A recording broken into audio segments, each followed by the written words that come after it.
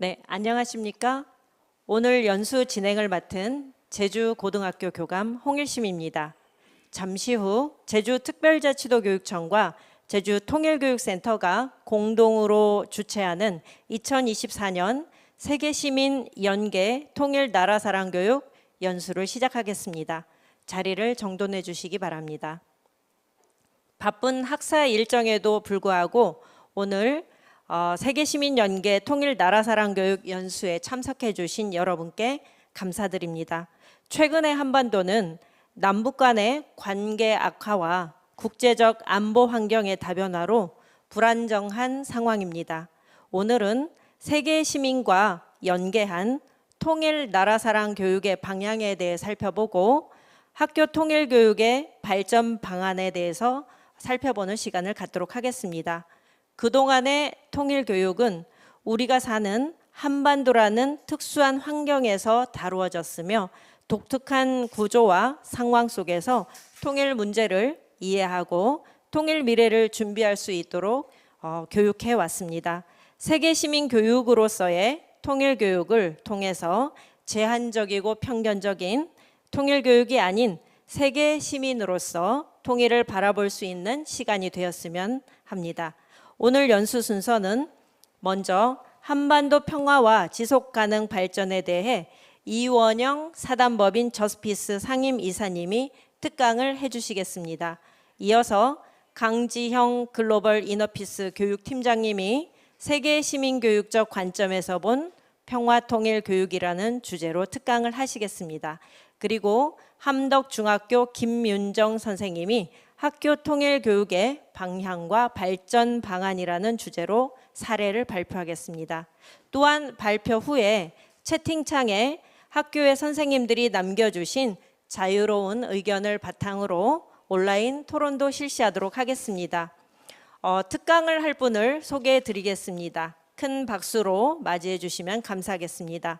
사단법인 저스피스 이원영 상임이사님이십니다.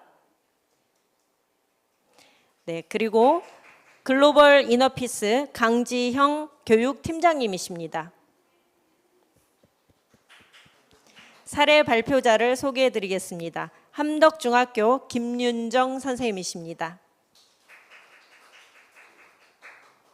네, 그리고 오늘 여러분이 채팅창에 써주신 의견을 모니터링 해주시는 두 분이 계신데 화면에는 안 보이지만 노영중학교의 김은경 선생님 그리고 제주여중 김종현 선생님 수고해 주시기 바랍니다. 그럼 지금부터 특강을 시작하도록 하겠습니다. 첫 번째, 이원영 저스피스 이사님께서 한반도 평화와 지속가능 발전에 대해서 강의를 해주시겠습니다. 이원영 이사님은 통일학과 정치학 전문가이십니다. 한국민주주의연구소 소장님으로 활동하셨고 현재는 저스피스 상임이사 및 한양대 공공정책대학원 시민사회학과 교수님으로 계십니다. 오늘 이렇게 제주까지 와주셔서 정말 감사드립니다. 좋은 강의를 기대하며 큰 박수로 맞이해 주시면 감사하겠습니다. 예, 환영해 주셔서 대단히 감사합니다. 저는 한양대 공공정책대학원 시민사회학과에서 학생들을 가르치고 있고요. 사단법인 저스피스라고 하는 NGO에서 상임이사를 맡고 있습니다. 제가 오늘 준비한 이야기는 한반도 평화와 지속가능 발전이라고 하는 이야기인데요. 흔히 우리가 한반도 평화 이런 이야기를 하면 언론이라든가 이런 경우에서는 일반적으로 대단히 그 정치적이거나 군사적인 이런 이야기를 중심으로 많이 나옵니다. 그런데 과연 우리 한반도 평화라고 하는 것이 꼭 정치적이거나 군사적인 평화가 대단히 중요하죠. 대단히 중요한데 그것으로 우리가 평화라는 이야기를 모두 설명할 수 있을까? 좀 이런 이야기를 좀 하고 싶었습니다. 먼저 그래서 이제 전통적으로 우리가 하는 이야기들을 좀 살펴볼까 하는데요. 전쟁과 평화라고 하면 뭐 사실은 익히 다 모두 잘 알고 계시리라 믿습니다. 제가 준비한 사진은 제일 왼쪽에 있는 것이 그 밑에 자막을 캡션을 제가 달아놨는데요. 이스라엘 하마스 전쟁의 장면입니다. 이 폭격하는 장면이죠. 사실 이스라엘 하마스 전쟁만이 아니라 지금 현재 지구상에서는 또 이보다 더 길게 진행되고 있는 전쟁이 러시아 우크라이나 전쟁이 있죠. 이 전쟁 속에서 사는 사람들은 지금 우리가 이 화면으로 본 것 같은 저런 사진이 이 사람들에겐 일상이 되고 있는 셈이죠. 사실 먼 지역에서 일어나는 일이기 때문에 우리는 그저 언론이라든가 뉴스로만 접하고 있기 때문에 그 실상을 정말로 우리가 체감하기 좀 쉽지는 않은 것 같습니다. 그럼에도 불구하고 어느 누구나 전쟁을 찬성한다 이런 사람은 거의 없을 것 같습니다. 바로 이 오른쪽에 있는 저 사진이 그 교황님의 사진이죠. 프란치스코 교황이 평화를 기원하면서 비둘기, 평화의 상징이라고 하는 그 하얀 비둘기를 이렇게 띄우는 장면입니다. 누구든지 다 이렇게 아마도 전쟁이라고 하는 참상보다는 평화를 다 원하게 되지 않을까 싶습니다. 자, 그렇다면 이 평화라고 하는 것을 우리가 어떻게 이야기할 수 있을까? 평화, 말 그대로 이것은 평온하고 화목함, 사전적인 이야기이죠. 특히 이 평화를 이야기할 때 아무래도 이 평화의 이 상대적인 단어로 우리가 전쟁을 많이 생각을 하다 보니까 전쟁이 없는 상태, 이것을 평화로 정의하는 경우들이 많이 있습니다. 그 종교적인 영역에서 보자면 샬롬이라고 하는 단어가 있습니다. 그리스도교 구약 성서에 나온 이야기죠. 무엇인가 결여되거나 손상되지 않은 건전하고 혹은 건강하고 충족한 혹은 충만한 그런 상태를 이야기하는 단어입니다. 샬롬. 그래서 이것이 이제 안부를 묻는 인사말이 되기도 하고요. 근심이 없는 상태, 분쟁과 시비가 없는 그런 화목한 상태, 또 전쟁을 종식하는 화친, 삶에 있어서 평안함과 형통함 등 생활 모든 영역에서 건강하고 소망스러운 상태를 일컫는다. 이런 뉘앙스로 우리가 받아들일 수 있습니다. 또 팍스라고 하는 단어가 있습니다. 라틴어죠. 이 팍스는 이 라틴어로서 평화를 의미하긴 하는데 이것이 정치학, 특히 국제 정치적인 용어로 사용될 때는 한 국제 세력이 압도적인 힘으로 이룩한 혹은 하나의 세력이 주도하는 장기간의 평화를 의미합니다. 그래서 이제 과거 그 로마 제국 시대의 팍스 로마나라든가 이 탈냉전 이후에 미국 1국 체제에서의 팍스 아메리카나라든가 이런 표현을 사용하긴 합니다. 자, 우리가 이렇게 평화를 이야기하는데 그럼 평화는 다 모든 것이 다 하나의 상태인가? 평화학을 하시는 분들은 그렇지 않다고 이야기를 합니다. 평화를 크게 이제 둘로 나눠서 설명을 하죠. 소극적 평화, 적극적 평화 이런 이야기를 합니다. 소극적 평화라고 한다면은 평화의 기본 개념이고 전쟁이 없는 상태죠. 그러니까 즉 물리적 폭력이 없는 상태인데 이렇게 이것을 요한 갈퉁이라고 하는 분이 정의를 내렸고요. 이것은 일반적으로 얘기하는 국가안보 차원에서의 평화, 이것을 소극적 평화라고 얘기할 수 있겠습니다. 반면에 적극적 평화에 대해서는 또 역시 요한 갈퉁 이분이 갈등을 비폭력적 방식으로 해결하며 간접적, 구조적 폭력이 없는 상태, 이것을 적극적 평화 이렇게 정의를 내렸습니다. 그러니까 전쟁이 없는 상태, 이것을 넘어서 정의가 구현된 상태에 이르는 것, 이건 마하트마 간디의 설명이었고요. 긴장이 없는 상태만을 얘기하는 것이 아니라 정의가 실현되는 것, 이건 미국의 그 마틴 루터 킹 목사님이 하신 말씀이죠. 사람이 사람답게 사는 그런 사회가 건설될 때 실현 가능하다. 이건 장 지글러라고 하는 분이 이렇게 설명을 했습니다. 자, 이런 평화, 소극적 평화, 적극적 평화에는 사실은 이러다 보니까 폭력이 전제가 됩니다. 폭력은 조금 전에 이야기했던 전쟁까지를 포함해서 모든 유형의 폭력을 이야기할 수 있을 텐데요. 직접적 폭력이라고 하는 것은 인간에 가해지는 육체적인 가해나 고문, 전쟁, 즉 직접 눈에 보이는 폭력이죠. 이게 이런 것이 직접적 폭력이라면 간접적 폭력이라고 한다면 구조적 폭력과 문화적 폭력으로 나눠서 좀 이야기를 하는데요. 구조적 폭력이라고 한다면 빈곤, 억압, 종교적 차별 등과 같이 부정의한 사회 구조나 제도를 통해서 이루어지는 폭력, 그러니까 구조 자체가 불합리하게 특정 계층에게 불리하게 사회 구조가 만들어져 있다. 그럼 그것도 폭력이라는 거죠. 말하자면 이런 걸 구조적 폭력이다 이렇게 이야기를 하는데, 정치적 폭력, 억압적인 폭력, 경제적인 폭력, 착취적인 폭력, 이런 것을 구조적 폭력 이렇게 설명할 수 있겠습니다. 문화적 폭력이라고 한다면 예를 들어서 이제 직접적 폭력과 구조적인 폭력을 정당화하는데 문화적인 영역이 활용될 수 있다는 겁니다. 가장 대표적인 게 어쩌면 인종차별 같은 것이 아닐까 이렇게 생각이 좀 듭니다. 그 인종차별은 우리도 사실은 우리 스스로는 잘 못 느낄 수도 있을 텐데요. 대표적인 게 그 해외에 나가서 활약하고 있는 우리나라의 프로축구 선수들이 손흥민 선수, 황희찬 선수 이런 선수들이 이런 인종차별 이런 걸 당했다라고 해서 크게 뭐 논란이 되기도 하고 했었죠. 주로 언어, 이미지 같은 상징적인 형태로 존재를 하게 됩니다. 자, 여기까지 이제 평화에 대한 이야기를 했다면, 어쨌든 우리가 지금 우리나라에 있어서 전쟁과 평화 이런 이야기를 할 때 당연히 이야기의 시작은 1950년에 있었던 한국전쟁으로부터 시작을 하게 되겠죠. 한국전쟁이라고 하면은 뭐 저도 그렇고 아마 이 자리에 계신 모든 분들이 한국전쟁을 직접 경험해 본 분들은 없겠죠. 우리는 간접적으로 이렇게 알 수 있을 텐데요.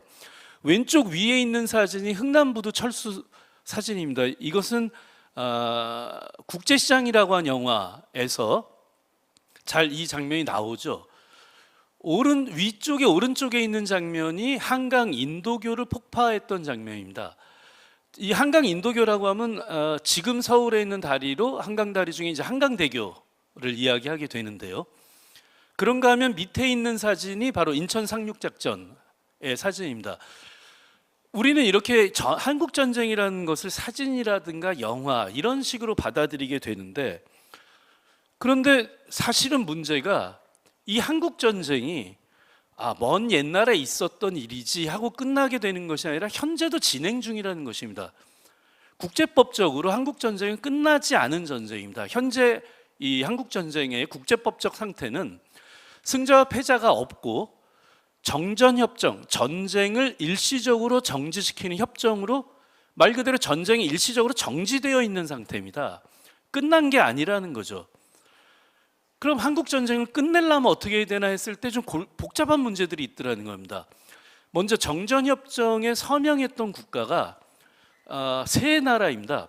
북한, 중국을 한편으로 했고 다른 한편을 모두 합해서 미국입니다. 즉 대한민국이 정전협정 서명에 빠져 있다는 거죠. 특히 이제 중국의 서명자는 인민해방군 총사령관, 즉 현재 중국의 공식적인 군대 이름이죠. 근데 이 인민해방군 총사령관이 아니라 인민지원군, 마치 뭐 민간 차원의 지원을 받은 군대 같이 이런 명칭으로 되어 있습니다. 당시 사령관이 팽덕회라고 하는 분이었는데요. 그러니까 즉 전쟁을 끝내려고 해도 약간 이렇게 애매한 문제들이 있는데, 특히 국제 정치적으로는 우리가 전쟁 끝내자라고 했을 때 남북한만의 문제가 아니라 미국이라든가 기타 중국, 러시아, 일본 등등 이렇게 우리 주변의 국가들과의 문제가 혼재되어 있다는 겁니다. 그래서 그럼 전쟁을 끝내려면 어떻게 해야 되나? 일반적으로는 전쟁을 끝내기 위한 첫 번째 그 정치적인 단계로 종전선언을 합니다. 말 그대로 전쟁이 끝났다 이런 선언을 하는 거죠.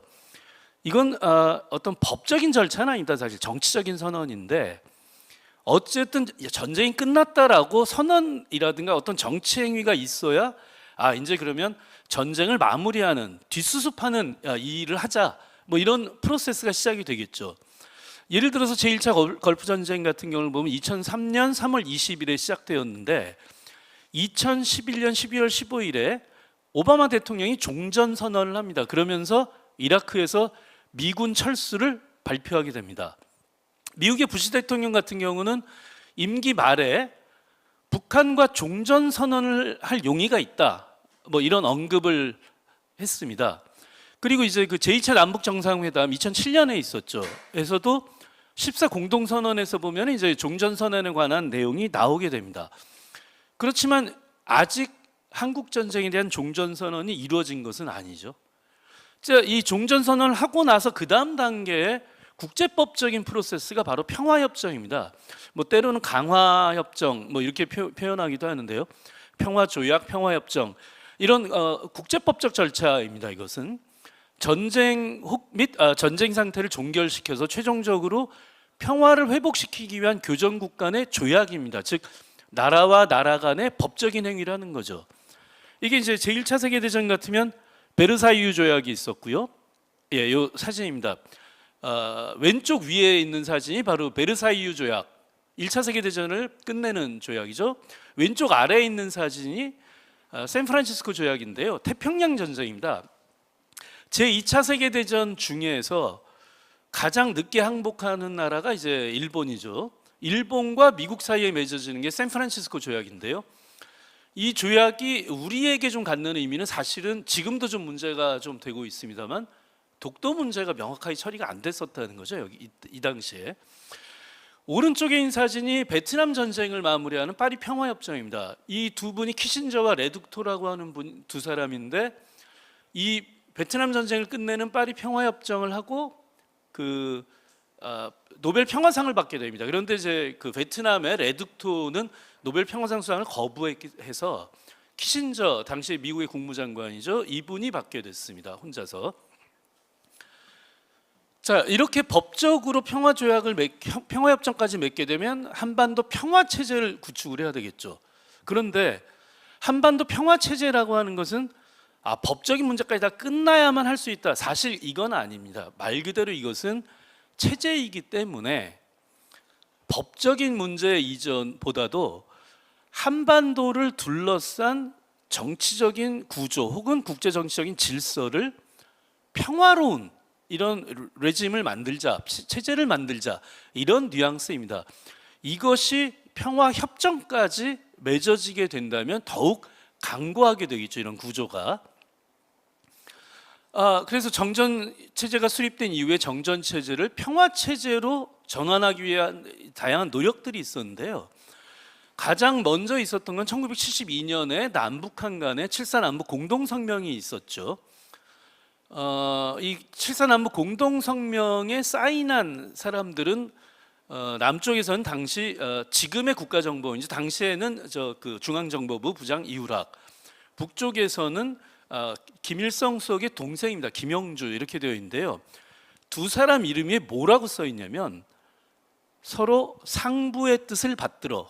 여기서 얘기한 상부는 당시 대한민국에서는 박정희 대통령이 될 것이고 북한에서는 이제 김일성 주석이죠. 이렇게 되겠죠. 즉 서로 상부의 뜻을 받들어서 서명하는 행위를 두 사람이 했다라고 한 이야기였죠.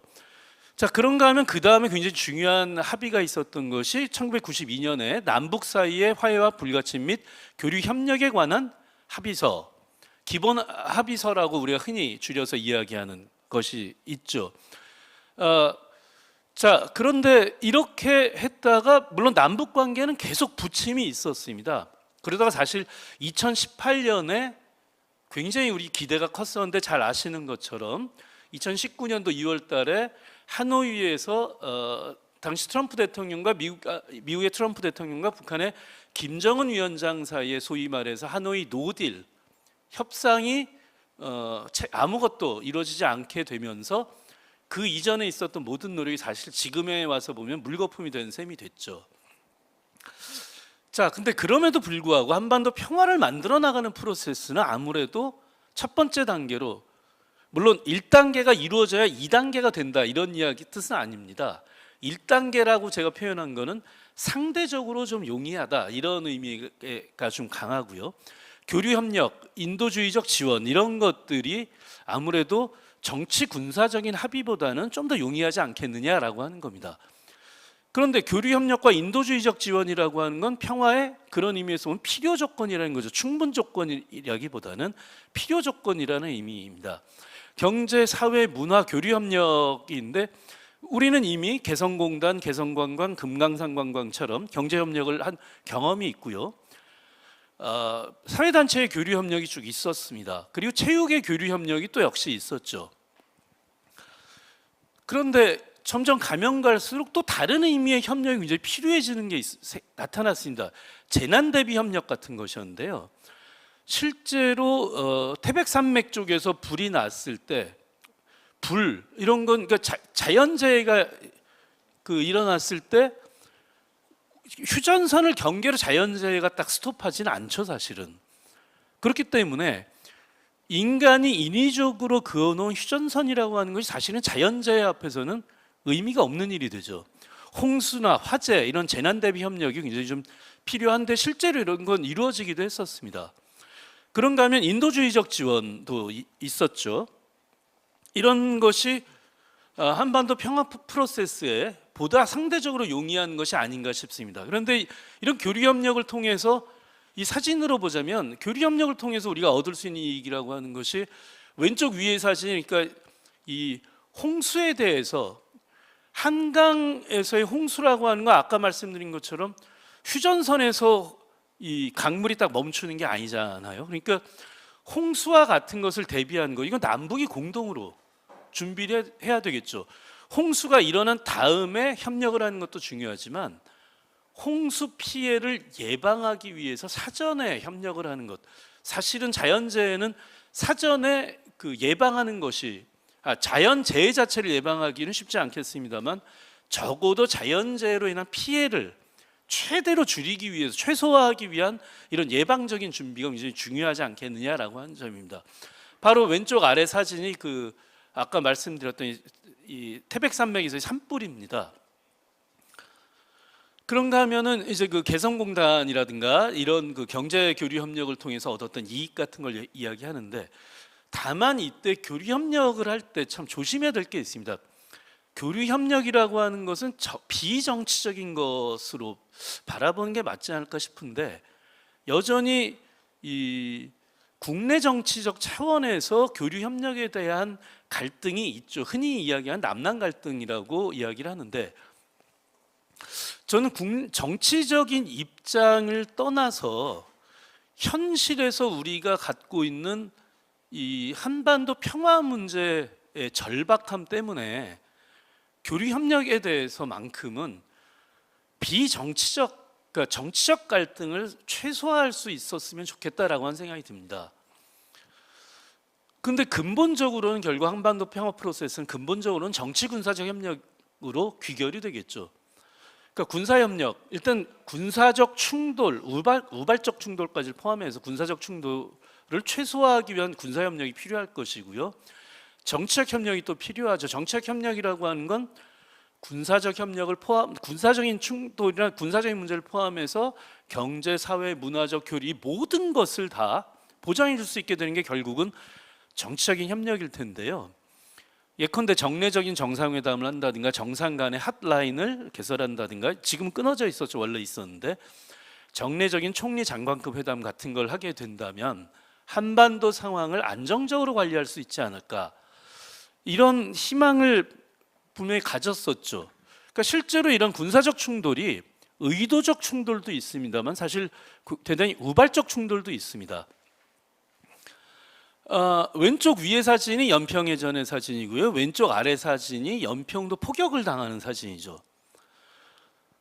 그리고 이제 이 오른쪽에 있는 사진이 이 남쪽에서 주장하는 북방 한계선과 북한이 주장하고 있는 서해 이제 해상 경계선, 사실은 요 문제를 풀자라고 합의했던 것이 제2차 남북 정상회담의 14 공동선언이었었죠. 이 군사적 충돌이라고 하는 것을 최대한 군사적 충돌이 있고 나서 군인의 입장에서, 국방의 입장에서는 저는 당연히 충돌이 일어나면 이겨야 된다고 생각을 합니다. 그러나 그것은 군과 국방의 입장에서는 당연히 그렇게 생각해야 되겠지만, 일반적인 우리 일반인들의 관점에서 일단 군사적 충돌 자체를 안 하는 게 제일 좋겠죠. 특히 저 경계 서해상 경계선에 해당되는 연평도라든가 백령도 여기 주민들이거나 혹은 지금도 소음 피해에 정말 시달리고 있다는 이 휴전선 인근 마을에 사시는 분들 입장에서는 군사적 충돌만큼 무서운 게 아마 없지 않을까 싶습니다. 어쨌든 이런 것이 결국 정치 군사적인 협력을 통해서 방지가 돼야 되지 않겠나라고 생각이 드는데요. 문제는 이것이 이제 그 2019년도 하노이 노딜 이후에 지금 현재 북한 상태를 보면 적대적인 두 국가 선언을 했기 때문에 아주 쉽지 않은 이야기가 되어 있죠. 아주 쉽지 않은 이야기임에도 불구하고 평화 통일에 대한 지향을 우린 여전히 가지고는 가야 되지 않겠냐라고 하는 것이죠. 통일이라고 하는 건 사실은 뭐 지금이라도 당장 됐으면 좋겠다라고 생각하시는 분들도 계시지만 50년 뒤, 100년 뒤에 있을 수도 있겠죠. 중요한 것은 저는 통일은 어떤 결과다. 그 통일을 향해 나아가는 어떤 과정이 훨씬 중요하지 않겠느냐. 심지어 그 통일에 대한 생각이 사람마다 다를 수도 있긴 한데요. 이 대한민국의 공식적인 남북한 통일 방안은 국가연합입니다. 두 개의 국가가 따로따로 국가가 있는데 국가연합으로서 외교적인 문제라든가 군사적인 문제에 있어서는 하나의 국가처럼 한 목소리를 내자. 쉽게 이야기하자면 이런 것이 국가연합이죠. 북한의 공식적인 통일 방안은 고려 연방제 통일이죠. 고려 연방제라고 하는 건 쉽게 얘기해서 이제 미국 같은 국가가 이제 연방제 국가인데 두 개의 지역 체제가 있고 이것이 하나의 연방 공화국이 되는 것이죠. 그러나 이 국가 연합이든 연방제든 각각이 다 그 서로 다른 체제라는 걸 인정하자라고 하는 것이 공통적인 사안이었습니다. 그렇기 때문에 현실적으로는 다른 국가처럼 여전히 보일 수 있음에도 불구하고 큰 틀에서 하나다. 이런 취지가 둘 다 이제 국가연합과 고려연방제인데 이것은 제1차 남북 정상회담이었던 6.15 공동선언 2항에 나와 있는 이야기이죠. 그런데 지금 사실은 현재 시점에서 북한이 적대적 두 국가를 선언한 이후에 통일에 관련된 모든 국가 기구라든가 이런 걸 없앤 상태입니다. 공식적으로 고려 연방제라고 한 통일 방안을 폐기했는지는 아직 그 부분은 좀 애매한데요. 현재 북한은 극도로 통일이라는 표현을 회피하고 있죠. 자, 이런 상태에서 저는 이 통일이라고 하는 이 결과를 얻어내는 이 지난한 과정에서 가장 중요한 것이 평화를 구축하는 일이 아니겠느냐라고 생각을 하고 있습니다. 평화라고 한다면 갈등을 회피하지 않고 극복하려는 과정이 평화 구축 과정일 텐데요. 지금이 가장 이것이 필요한 때가 아닌가 싶습니다. 어쨌든 남북한 간의 그 협력 라인이 다 끊어져 있는 상태에서 쉽지 않은 이야기이긴 하죠. 자, 바로 이 점에서 저는 무엇인가 이제부터는 우리가 생각을 좀 바꿔야 되지 않을까 싶습니다. 이제까지 이야기가 사실 보면 전통적인 안보의 국가 안보 이야기였습니다. 왼쪽 위의 그림을 보면 거의 대부분 그림의 내용을 보면 거의 대부분이 무기입니다. 무기. 국가 안보라고 한다면 쉽게 얘기해서 군사력을 가지고 유지되는 것으로 생각을 합니다. 그런가 하면 국가 안보를 이루는 또 다른 전통적인 방식이 오른쪽에 있는 것과 같은 외교죠. 외교. 이렇게 국가 안보라고 한다면 주로 군사 그리고 외교 이런 식으로 이루어졌는데 사실 국제사회에서의 안보 이슈는 이미 1990년대 말, 즉 20세기 말, 21세기 초부터 굉장히 다양화되기 시작했습니다. 제일 왼쪽의 사진이 그 인종 갈등, 인종 청소에 관련된 사진이었고요. 두 번째 가운데 있는 사진은 미국에서 나스닥 주식시장 붕괴가 발생한 그 그래프입니다. 오른쪽에 있는 사진은 바로 기후 위기를 보여주는 사진인데요. 어떤 얘기냐면 안보 이슈가 다양화됐다라고 하는 것은 각 전쟁만이 아니라 거의 전쟁에 준하게끔 우리들의 삶을 위협하는 이슈들이 대단히 다양화됐더라라고 하는 것입니다. 바로 이런 점에서 인간 안보 개념이 좀 등장을 하게 되는데 국가 안보가 아닌 인간 안보, 휴먼 시큐리티라고 이야기를 하죠. 전쟁 무기와 관련된 것이 아니라 인간의 생명과 존엄에 관계된 것인데요. 기아, 질병, 억압과 같은 고질적 위협으로부터의 안전, 또 가정, 일터, 사회에서의 일상생활을 위협하는 요인들로부터의 보호. 이런 것들이 굉장히 중요한 안보더라라고 하는 것입니다. 예를 들어서요, 그 인도와 같은 국가에서 여성들의 삶은 우리 대한민국에서 생각할 때는 좀 납득이 어려울 정도로 위협에 시달린 경우가 많이 있습니다. 명예살인이라고 해서, 예전에 제가 이건 언론에서 본 건데요, 한 가정의 여성이 그 마을에 있는 다른 남성들에게 성폭력을 당했습니다. 그런데 그 여성의 집안에서 성폭력을 당한 피해자인 자기 집안의 여성이 집안의 명예를 더럽혔다라고 해서 살인을 했습니다. 자, 그렇다면 이 여성, 이렇게 살해당한 여성의 입장에서는 전쟁에서 죽은 게 아니죠. 그럼에도 불구하고 전쟁이 아니었지만 일상생활에서 성폭력의 위협에 시달렸던 이 과정은 전쟁과 다를 게 없지 않겠느냐라고 하는 것입니다.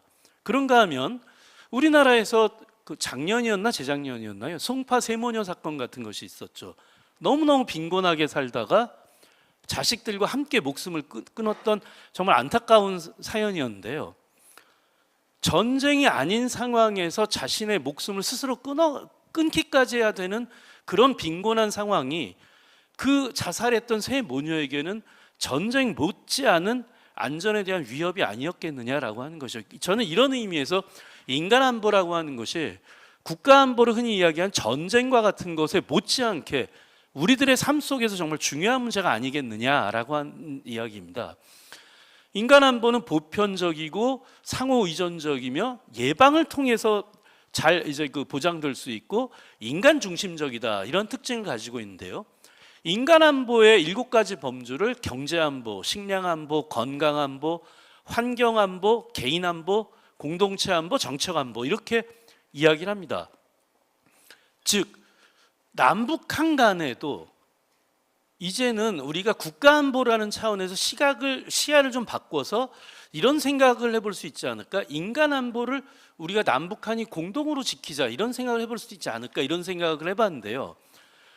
이런 점에서 저 요걸 가지고 온 거는, 이건 어느 분에게는 오리로 보일 거고 어떤 분에게는 토끼로 보일 수도 있습니다. 그러나 저 객관적인 저 동물은 하나이죠. 동일한 것이죠.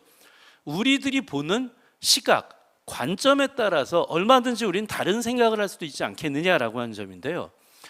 바로 이 점에서 마침 2015년에 유엔에서 지속가능 발전 목표라고 하는 것으로 17가지 2030년까지 우리가 달성하자라고 하는 의제를 유엔에서 이제 합의한 것이 있습니다.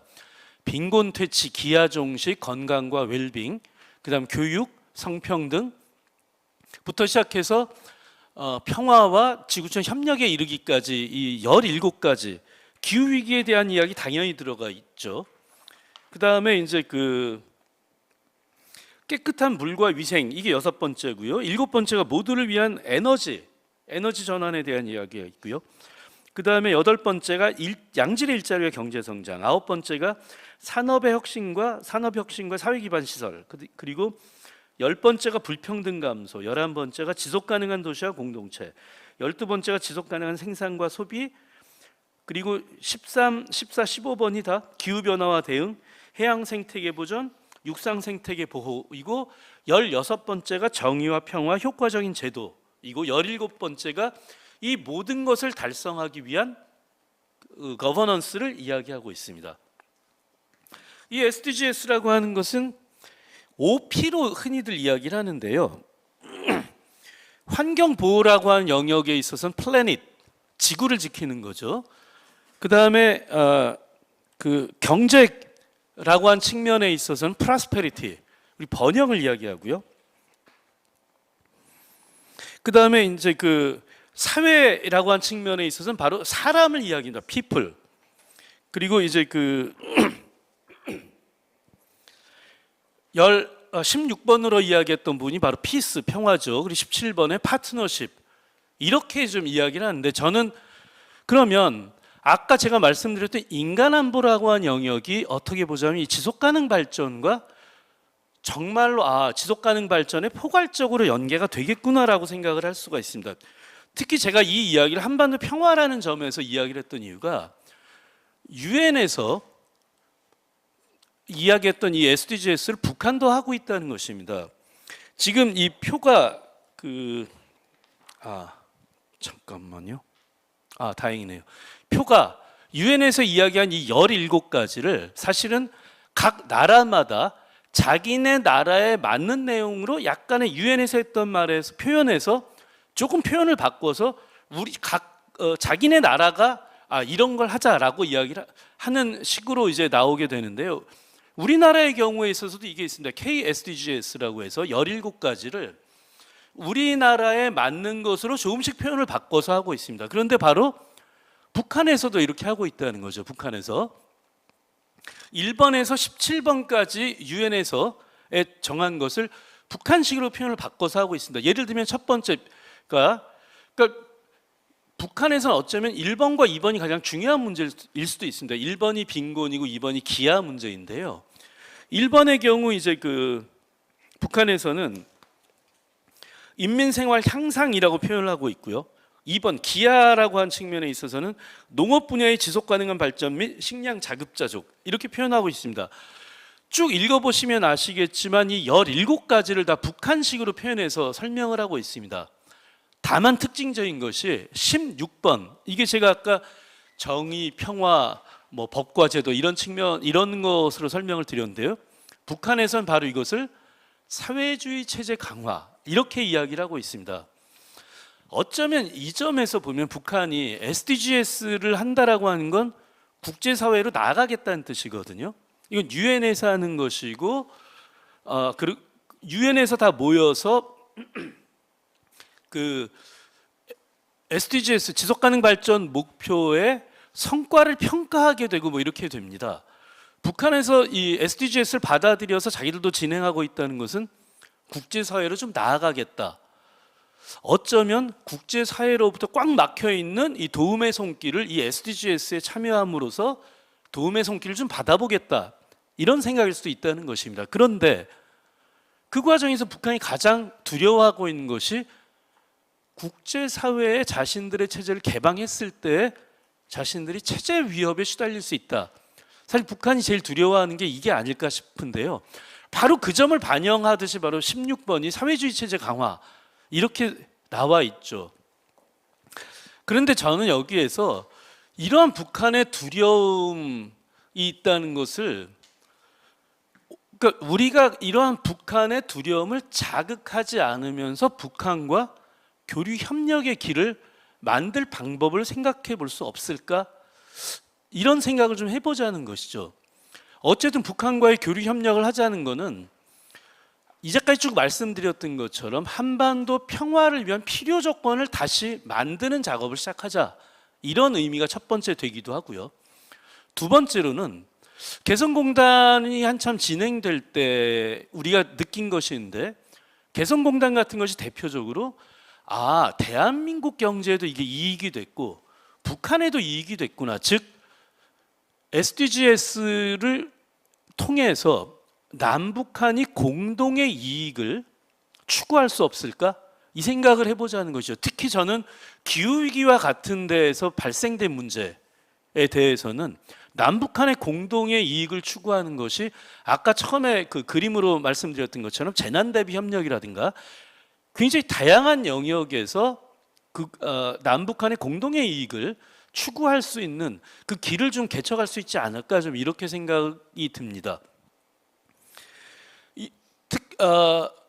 지난번 우리가 겪었던 이 3년간의 코로나 팬데믹 시기에 있어서도 마찬가지죠. 사실 이 팬데믹이라고 하는 것이 팬데믹 때문에 우리가 했던 것은 바로 모든 격리 조치였습니다. 한마디로 이야기하면 격리 조치였죠. 특히 북한은 굉장히 심한 격리 조치를 단행했습니다. 심지어 월드컵 축구 예선도 아예 다른 나라에서 하게 된다? 이런 거 가지도 않았고 자기네 나라에서 축구도 개최하지도 않았습니다. 물론 이것이 한편으로는 국제체제의 자신들을 개방하는 것에 대한 두려움일 수도 있었겠죠. 그러나 그와 더불어서 팬데믹에 대한 북한의 대응을 보면 정말 국가 능력이 취약하기 때문에 완벽한 격리 외엔 답이 없나 보다 이런 생각이 들었는데 저는 그런 경우에 우리의 그 발전된 의료 능력으로 이 북한에 대한 도와주는 것이 필요하지 않았을까 이런 생각을 좀 해봤습니다. 전염병은 계속 제가 앞에서 말씀드렸지만 휴전선 앞에서 전염병균이 멈추지는 않기 때문인 거죠. 저는 이런 것이 공동의 이익을 추구할 수 있기 때문이다라고 생각을 합니다. 북한은 실제로 SDGs 이행을 하기 위해서 이렇게 국가적인 기구를 만들었습니다. 얼마나 실제 잘하고 있는지는 잘 모르겠습니다. 이런 국가적인 기구를 만들었고 자발적 검토 보고서라고 하는 걸 각 국가들이 4년에 한 번씩 유엔에 제출하게 되어 있는데 북한이 제출했습니다. 자발적 국가 보고서를. 이걸로 봐서 북한도 이 SDGs에 대해서만큼은 정말 관심이 있구나라고 이렇게 볼 수 있겠다라고 한 점입니다. 그래서 끝으로 이러한 남북의 협력을 위한 협력적 거버넌스를 정말로 진지하게 고민해야 되지 않겠느냐라고 하는 것입니다. 특히 이 SDGs라고 하는 것은 17개라고 제가 말씀을 드렸는데 하나하나의 이슈이면서 동시에 하나의 이슈가 다른 이슈에 직접적인 영향을 미치는 이슈들입니다. 예를 들면 기후변화에 대한 이야기는 바로 물 문제에 영향을 주죠. 물 문제에 영향을 준다는 것은 바로 이것이 식량 생산에 영향을 줄 수 있다는 것입니다. 그리고 기후변화의 이야기는 에너지 문제와 직접 서로가 서로에 대해서 영향을 주죠. 즉 이런 것처럼 SDGs를 가지고 남북이 협력을 하게 된다면 사실상 굉장히 포괄적인 협력으로 나아갈 수 있지 않겠느냐라고 하는 생각 때문에 SDGs를 통한 남북의 협력적 거버넌스 구축을 보다 정말 좀 진지하게 생각해야 되지 않을까라고 생각을 좀 해보았습니다. 예, 이것으로 제가 오늘 준비한 한반도 평화와 지속가능 발전이라고 하는 내용 강의는 모두 제가 준비한 내용은 여기까지입니다. 끝으로 한 말씀만 더 드리자면 며칠 전에 미국에서 트럼프 대통령이 후보가 대통령 선거에 당선이 됐는데요. 솔직히 얘기하면 그래서 이제 앞으로 북미 관계, 남북 관계가 어떻게 될지 잘 모르겠습니다. 지난번과 같은 갑자기 또 어떤 대화의 국면이 열릴지 모르겠습니다. 또 심한 경우에는 남한의 독자적 무장의 가능성이 더 높아진 거 아닌가? 이렇게 이야기하는 사람도 있습니다. 그러나 상황이 어떻게 흘러갈지는 잘 모르겠습니다. 가장 중요한 것은 남북한의 문제는 남북한이 가장 주인이 돼서 해결해야 된다. 우리 문제를 남들에게 맡길 수는 없다. 남들이 우리를 도와줄 수는 있지만 어쨌든 남북 문제에 있어서 우리 스스로가 주체가 돼서 적극적인 사고를 해야 될 때가 되지 않았나 이렇게 생각합니다. 이것으로 제 이야기 모두 마치겠습니다. 경청해 주셔서 대단히 감사합니다. 네, 이원영 이사님 강의 잘 들었습니다. 한반도 평화 체제의 필요성 그리고 한반도 평화 프로세스에 대해서 매우 구체적으로 말씀해 주셨습니다. 평화의 필요 조건인 인도주의적 지원 그리고 비정치적인 교류 협력의 상호이익 그리고 정치 군사적인 협력을 통해서 평화 구축이 필요하다고 말씀해 주셨습니다. 또한 인간 안보 개념에 대해서도 말씀해 주셨는데 전쟁 무기가 아닌 인간의 생명과 존엄이 필요하다는 말씀이 상당히 인상적이었습니다. 그리고 남북한 협력적 거버넌스를 위해서 오늘 선생님들이 좀 생소하게 배우셨을 텐데 UN 2030 의제였던 SDGs 항목의 연쇄적 결합이 필요하지 않을까라는 그러한 제안도 저희들이 깊이 배웠습니다. 시간 제한의 그 한계 속에서도 한반도 평화와 지속가능한 발전에 대해서 강의를 해주신 교수님께 다시 한번 고마운 박수 부탁드리겠습니다. 네, 다음은 강지영 글로벌 이너피스 교육팀장님의 세계 시민 교육적 관점에서 본 평화통일 교육에 대한 강연이 있겠습니다. 강지영 팀장님은 유네스코 아시아 태평양 국제이해교육원 사단법인 생명누리 말라위 지부장 국제이주기구 짐바브웨 사무소에서 근무하셨습니다. 현재는 글로벌 이너피스에서 국제개발사업과 세계시민교육 프로그램을 기획하며 운영하고 계십니다. 어려운 시간을 내주신 강지영 팀장님을 박수로 환영해 주시면 감사하겠습니다. 네, 반갑습니다. 저는 세계 시민 교육적 관점에서 본 평화 통일 교육이라는 제목으로 이야기를 하려고 하는데요. 그게 이제 4가지 키워드를 중심으로 설명을 드리려고 합니다. 타이틀에도 있는 것처럼 세계 시민 교육, 평화 교육, 통일 교육, 그리고 이 2가지가 결합된 평화 통일 교육. 이 4가지가 이제 어떤 연관성이 있는지에 대해서도 한번 알아보려고 합니다. 먼저 세계 시민 교육에 대해서 얘기를 할 건데요. 사실 뭐 국내적으로나 국제적으로나 이제 굉장히 각광을 받는 그 교육 어젠더로서 세계 시민 교육이 있는데요. 영어로는 글로벌 시티즌십 에듀케이션이라고 합니다. 그래서 글로벌 시티즌십은 이제 한국어로 번역을 하면 세계 시민성 또 세계 시민 의식으로 번역이 되는데 단일화된 정의가 있는 것은 아니지만 세계 시민 교육을 선도하고 있는 유네스코 또는 파울로 프레리 연구소에 따르면 세계 시민성의 특징으로 공동체성 그리고 인류 전체에 대한 소속감, 상호 연결성 이런 것 등을 들고 있거든요. 그래서 세계 시민 교육은 한마디로 세계 시민성에 대한 교육이라고 할 수 있겠는데요. 우리가 세계 시민 교육이라고 할 때 항상 이제 같이 언급이 되는 그런 교육 어젠더들이 있습니다. 대표적으로 평화 교육, 국제 이해 교육, 뭐 인권 교육, 다문화 교육, 문화 다양성 교육, 지속 가능 발전 교육 같은 것들인데요. 사실 세계 시민 교육과 굉장히 많은 공통점을 지니고 있는 유사점을 지니고 있는 교육들인데 이것을 이제 유네스코의 차원에서는 피스 에듀케이션, 평화 교육이라는 우산으로 묶어서 이야기를 할 수 있을 것 같아요. 그래서 이런 교육이 이제 국제기구 차원에서는 유네스코에 의해서 이제 주도가 되고 있는데요. 유네스코의 이제 창설은 세계 2차 대전이 끝난 1945년 유엔의 창설과 맞물려서 유네스코도 창설이 되는데 유네스코 헌장 서문의 유명한 헌장 서문을 보면 전쟁은 인간의 마음속에서 생기는 것이므로 평화의 방벽을 세워야 할 곳은 인간의 마음속이다 이렇게 얘기를 하고 있거든요. 그래서 우리가 이제 세계 1, 2차 대전 수천만의 사람들이 죽은 이후에 이제 우리가 전쟁을 방지하고 평화를 이룩하기 위한 그런 방법으로 이제 유엔을 창설을 했는데 유엔이 정치적, 외교적 측면에서의 어떤 평화의 노력을 구축했다면 유네스코는 이제 여기 현장에서 얘기하는 것처럼 인간의 내면에 이제 초점을 맞췄어요.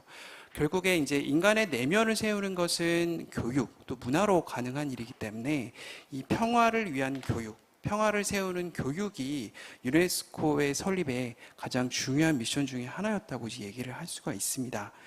그래서 유네스코는 이 평화를 위한 교육, 일단 평화 교육을 이제 주도를 해왔는데요. 그 시대적인 어떤 그런 흐름이라든지 그런 거에 따라서 서로 다른 이름으로, 다른 타이틀로 이렇게 진행이 되어 왔는데요. 여기 보는 것처럼 국제이해 교육, 인권 교육, 문화다양성 교육, 뭐 지속가능 발전 교육, 뭐 다양한 타이틀을 가지고 유네스코가 평화교육의 흐름을 주도해 왔는데 여기에서 이 교육들이 무슨 분절적으로 이렇게 구분되어 있는 것은 아니고요. 이 모든 교육들이 지금도 이루어지고 있습니다. 각각의 이름을 가지고. 하지만 지금 제가 말씀드리려고 하는 것은 이제 대체적인 흐름을 말씀을 드리는 건데요. 이제 국제 이해 교육의 형태로 이제 유네스코가 이제 평화 교육의 어떤 그 흐름을 시작을 했는데 이제 유네스코 창설 이후에 1940년대 이제 왜 인류가 그렇게 비극적인 세계 1, 2차 대전을 겪었는가에 대한 반성으로 시작이 됐죠. 그때는 이제 국가주의적인 있던 세계적 질서 때문에 발생했다. 그래서 결국에는 서로가 잘 몰랐다는 거죠. 그래서 우리가 평화를 이루기 위해서 전쟁을 막기 위해서는 우리 서로가 알아야 된다라는 측면에서 국제 이해 교육이 시작이 됐고요. 이때 이제 1953년에 또 시작된 게 유네스코 학교 네트워크, 유네스코 협동학교 프로젝트인데 지금도 이어지고 있고요. 한국 뭐 제주에도 유네스코 학교에 가입되어 있는 학교들이 굉장히 많이 있죠. 그래서 어떤 국제 협력을 촉진하고 유엔에서 우리가 얘기하고자 하는 보편적 가치, 평화, 지속가능 발전, 인권 등의 가치를 학생들이 이제 다양한 어떤 활동과 프로젝트를 통해서 이렇게 학습을 하고 있습니다. 인권 교육은 이제 1948년에 세계 인권 선언이 발표되고 그 이후에 1959년에 유엔 아동 권리 선언 등 인권에 관련된 아주 굵직굵직한 이런 이벤트들을 통해서 어떤 인권에 대한 개념이 이제 정착이 됐고 이제 인권 교육도 이렇게 강조가 되었는데요. 특히 1995년에서 2004년은 유엔에서 인권 교육 10주년으로 지정을 합니다. 그래서 인권 교육의 중요성을 강조를 하고 있고요. 이제 지금도 인권 교육이 계속되고 있고 또 문화 다양성 같은 경우는 이제 2000년에 세계 평화의 문화해로 지정이 되고 또 이후에 문화 다양성 선언이나 문화적 표현의 다양성 증진 협약을 통해서 문화 다양성 교육도 이제 중요성이 강조되는데 결국에는 우리가 지속 가능한 평화를 만드는 것은 우리 마음 안에 내재되어 있는 또 우리 생활 속에 내재되어 있는 문화적인 요소라는 거죠. 그래서 이제 문화적인 다양성을 표현하고 발현하는 것이 평화를 형성하는 데 굉장히 중요하다라는 차원에서 문화 다양성 교육의 중요성도 역시 강조가 많이 되었습니다. 그 다음에 이제 지속 가능 발전 교육인데요. 제가 생각하기에는 21세기 들어서 또 요즘에 가장 트렌디한 용어 중에 하나가 이 지속 가능한 발전이라는 용어가 아닐까 싶어요. 이게 사실 공식적으로 등장을 한 거는 1987년 유엔 환경과 개발에 관한 세계위원회에서 이제 논의를 했고 이제 결과물로서 우리 공동의 미래라는 보고서를 발간을 했는데 이때 이제 지속 가능한 발전이 개념에 대해서 이제 소개를 하게 되죠. 이후에 이제 리우에서의 뭐 2번의 회의 또 그 요하네스버그에서의 회의를 통해서 지속 가능한 발전이라는 개념이 이제 정착이 되게 되고요. 사실은 이제 여기서 보는 것처럼 사실 지속 가능한 발전이라는 것은 환경에서 나온 개념인 거는 맞지만 지금은 환경뿐만이 아니라 뭐 사회적이나 우리 사회적인 거나 뭐 우리 사회 전반을 통틀어서 이 지속 가능한 발전이라는 말이 이렇게 아우르고 있는 것 같아요. 그래서 이제 특히 2005년에서 2014년은 유엔 지속 가능 발전 교육 10년으로 지정이 돼서 이때 ESD라는 이름으로 많은 이제 그 교육들, ESD 관련 교육들이 진행이 됐었고 이제 지금도 진행이 되고 있습니다. 역시 여기에서 이제 정점은 이제 제가 이제 다음 슬라이드에서 말씀드릴 SDG일 텐데, 자, 먼저 세계 시민 교육이 이제 그 다음에 이제 교육 흐름인데요. 지금 이제 우리가 교육 어젠더에서 가장 또 트렌디한 용어 중에 하나인 것 같은데, 공식적으로 이것이 대두된 거는 제피라고도 부르는 글로벌 교육 우선 구상에서 2012년이죠. 반기문 사무총장님이 계실 때인데 그때 이제 제피의 미래 교육의 3대 목표로서 3가지를 제시를 했는데 그 중에 하나가 바로 세계 시민 의식을 함양하는 거였습니다.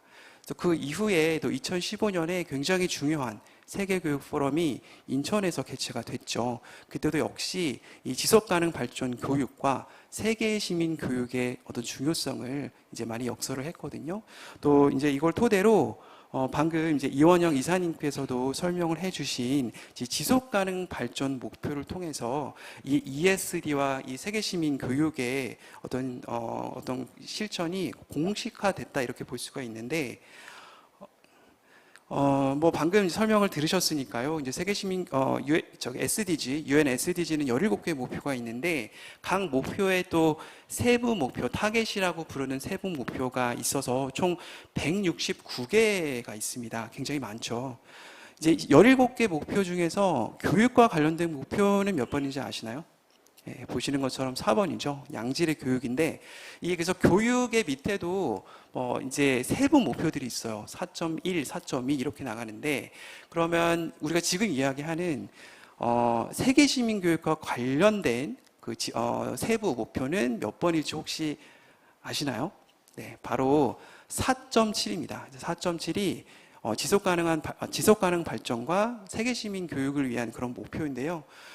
지금 이제 조금 더 자세히 보면 2030년까지 모든 학습자들에게 지속가능 발전, 지속가능한 생활 양식, 인권, 성평등, 평화와 비폭력 문화 확산, 세계 시민 의식, 문화 다양성, 죄송합니다. 문화다양성 존중 및 지속가능 발전을 위한 문화의 기여 등에 대한 교육을 통해서 지속가능 발전 증진을 위한 필요한 지식과 기술의 습득을 보장한다 이렇게 되어 있죠. 그래서 보면은 우리가 지금까지 이야기했던 유네스코 평화교육의 이니셔티브에서 얘기했었던 다양한 보편적 가치들, 인권, 평화, 다양성 존중, 지속가능 발전 이러한 개념들이 사실은 굉장히 포괄적으로 이게 같이 함께 제시가 돼 있는 것을 알 수가 있거든요. 자, 그러면 세계 시민 교육이 뭐냐? 그래서 이것도 역시 단일화된 정의가 있는 것은 아니지만 유네스코에 따르면 이제 좀 더 평화롭고 관용적이고 포용적인 세계를 만드는 데 필요한 지식, 역량, 가치, 태도를 길러주는 교육이다 이렇게 얘기를 하고 있어요. 그럼 세계시민교육에서는 구체적으로 어떤 콘텐츠를 다루느냐, 어떠한 주제를 다루느냐 하는 것은 사실은 제한된 것은 없는 것 같아요. 우리가 보편적 가치를 추구하는 내용이면은 어떤 것든 세계시민교육의 주제가 될 수는 있는데 유네스코 아태교육원에서 제시하는 주제 영역을 이제 우리가 얘기를 한번 해보자면 세계시민성, 성평등, 평화, 인권, 문화다양성, 지속가능 발전 이 6가지를 세계시민교육의 주제 영역이다라고 들고 있고요. 또 최근에는 여기에다가 미디어 리터러시를 포함해서 7가지의 주제 영역으로 제시하고 있는 보고서도 있습니다.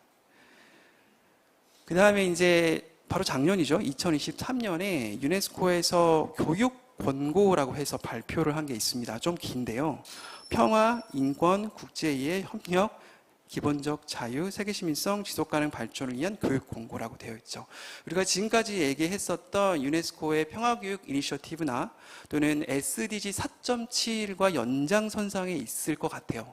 그래서 보면 평화와 지속가능한 발전을 이끌어내는데 활용할 수 있는 글로벌 규범이다라고 하고 있는데요. 이 규범이라고 하는 것이 무슨 법적인 구속력이 있는 것은 아니지만 일종의 글로벌 스탠더드와 같은 역할을 이제 하기 위해서 유네스코가 발표를 했다고 볼 수가 있을 것 같아요. 여기에서 보면 여기도 역시 이런 여러 가지 보편적 가치들이 포괄적으로 함께 제시되어 있거든요. 그래서 유네스코도 제가 이제 지금까지 얘기했던 여러 가지 평화교육의 이니셔티브들이 분절되지 않고 이것을 포괄적으로 함께 제시하고 있다는 것을 알 수 있는데요. 사실은 이런 교육들, 제가 지금까지 이야기했었던 이런 다양한 가치지향적 교육을 일컫는 또 다른 용어도 있습니다. 그것이 바로 이제 변혁적 교육이라는 말인데요. 이제 제가 지금까지 얘기했던 그 교육 어젠다 외에도 군축 교육, 갈등 해결 교육, 개발 교육, 다문화 교육, 민주시민 교육을 모두 이제 변혁적 교육이라고 이제 일컫는데요.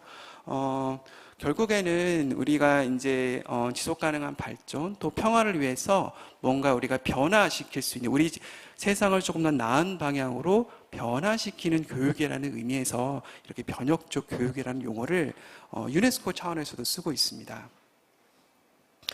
중요한 것은요, 컨텐츠도 중요할 것 같지만 그러면 이 변혁적 교육에서 중요한 건 어떻게 가르칠 거냐라는 것도 굉장히 중요할 것 같아요. 그래서 이제 세계시민 교육의 교수학습 원칙, 페다고지 이런 거를 한번 볼 텐데요. 비판적 교육 이론으로 굉장히 유명한 그 파울로 프레이리는 사실 그 전통적인 교육 방식에 대해서 굉장히 비판적인 교육학자였죠. 그래서 여기 보시면 이것이 이제 은행식 교육이라고 이제 그는 불렀는데요. 여기 지금 아이들 머리가 이렇게 열려 있잖아요. 이거를 이제 프레이리는 컨테이너라고 묘사를 했어요. 그래서 교사가 설명하는 지식이나 정보들이 이렇게 학생들의 머리로 이렇게 그냥 이렇게 수용이 되죠. 그래서 이러한 교육 체제에서는 학생들이 무슨 비판적인 어떤 인식이라 아니면은 어떤 교육의 주체성 같은 거를 전혀 키울 수가 없다. 이렇게 비판을 했죠. 그러면 어떠한 교수법이 필요한 것이냐라고 했을 때 물론 세계시민교육에서 필요한 교수학습 원칙으로 학자들마다 조금씩 약간은 다르지만 크게 저는 이제 그 평화교육학자로서 이제 유명한 토시인 박사 또 유네스코 세계시민교육의 이론적 토대를 이제 설립한 중에 한 명이 이제 토시인 박사가 이제 제시한 4가지 총체주의, 대화, 가치, 비판적 역량을 들고 싶고요. 이제 총체주의라는 것은 사건을 우리가 어떤 이슈, 사건을 좀 총체적으로 보는 것. 요즘 들어서 조금 더 중요할 것 같아요. 요즘처럼 우리가 유튜브 알고리즘, 내가 원하는 정보, 내가 선호하는 정보만 선택적으로 보죠. 사람들은 점점 더 극단으로 치우치게 됩니다. 그래서 우리가 총체주의적인 접근이 필요한 것 같고요. 또 세계시민 교육이라는 것은 교육적으로 변화를 위한 학습이기 때문에 교사가 일방적으로 설명하는 방식으로는 되지 않는다. 학생에게 깨우칠 수 있는 대화 형식의 방법. 이걸로 프레이레는 이제 문제제기식 접근이라고 했는데요. 이제 그런 대화식 교수 방법이 필요하다고 했고요. 또 우리가 지금까지 가치, 그러니까 보편적 가치를 지향하는, 가치를 형성하는 그런 교육이어야 되고, 또 이제 연결되는 부분인데 이런 교육들이 이제 지금 현재 우리가 당면한 문제에 대한 비판적인 사고를 갖게 하는 그런 비판적 역량을 키워줘야 한다. 이것을 세계시민교육의 교사학습 원칙으로 들 수 있을 것 같고요. 그래서 우리가 세계시민교육을 만약에 하고 있다면 이런 4가지 원칙에 우리가 좀 근거해서 이런 페다고지를 기반으로 수업을 하고 있는지 한번 점검해 볼 필요도 있지 않을까 생각이 좀 들었습니다. 그리고 이거는 제가 아까 이제 2023년 작년에 발간되었고 하는 유네스코의 교육 권고안에는 그 변혁적 교육을 위한 지도 원칙으로 조금 더 많은 원칙을 제시하고 있는데요. 14가지나 제시를 하고 있어요. 그래서 네, 뭐 비슷한 내용이긴 합니다. 시간상 좀 넘어가고요. 그 다음에 세계시민 교육의 핵심 학습 영역으로 3가지를 제시를 하는데, 이제 교대나 사대에서 이제 다 공부를 하신 선생님들께서는 예전에 이제 블룸의 이제 학습 목표, 그래서 인지적 영역, 무슨 정의적 영역, 그 다음에 심동적 영역, 그런 거를 아마 다 기억하실 텐데요. 비슷한 내용도 있고 약간 다른 내용도 있는데, 인지적 영역이라고 하면은 이제 알아야 된다는 거죠. 우리 지구촌에서 어떤 일이 벌어지고 있는지, 그리고 우리 지구촌이 어떻게 연계되어 있는지를 알아야 된다는 겁니다. 근데 아는 거에서 그치면 안 되고요. 사회정서적 영역에서 강조하는 것은 연대, 공감, 가치와 책임을 공유하는 것, 인류애.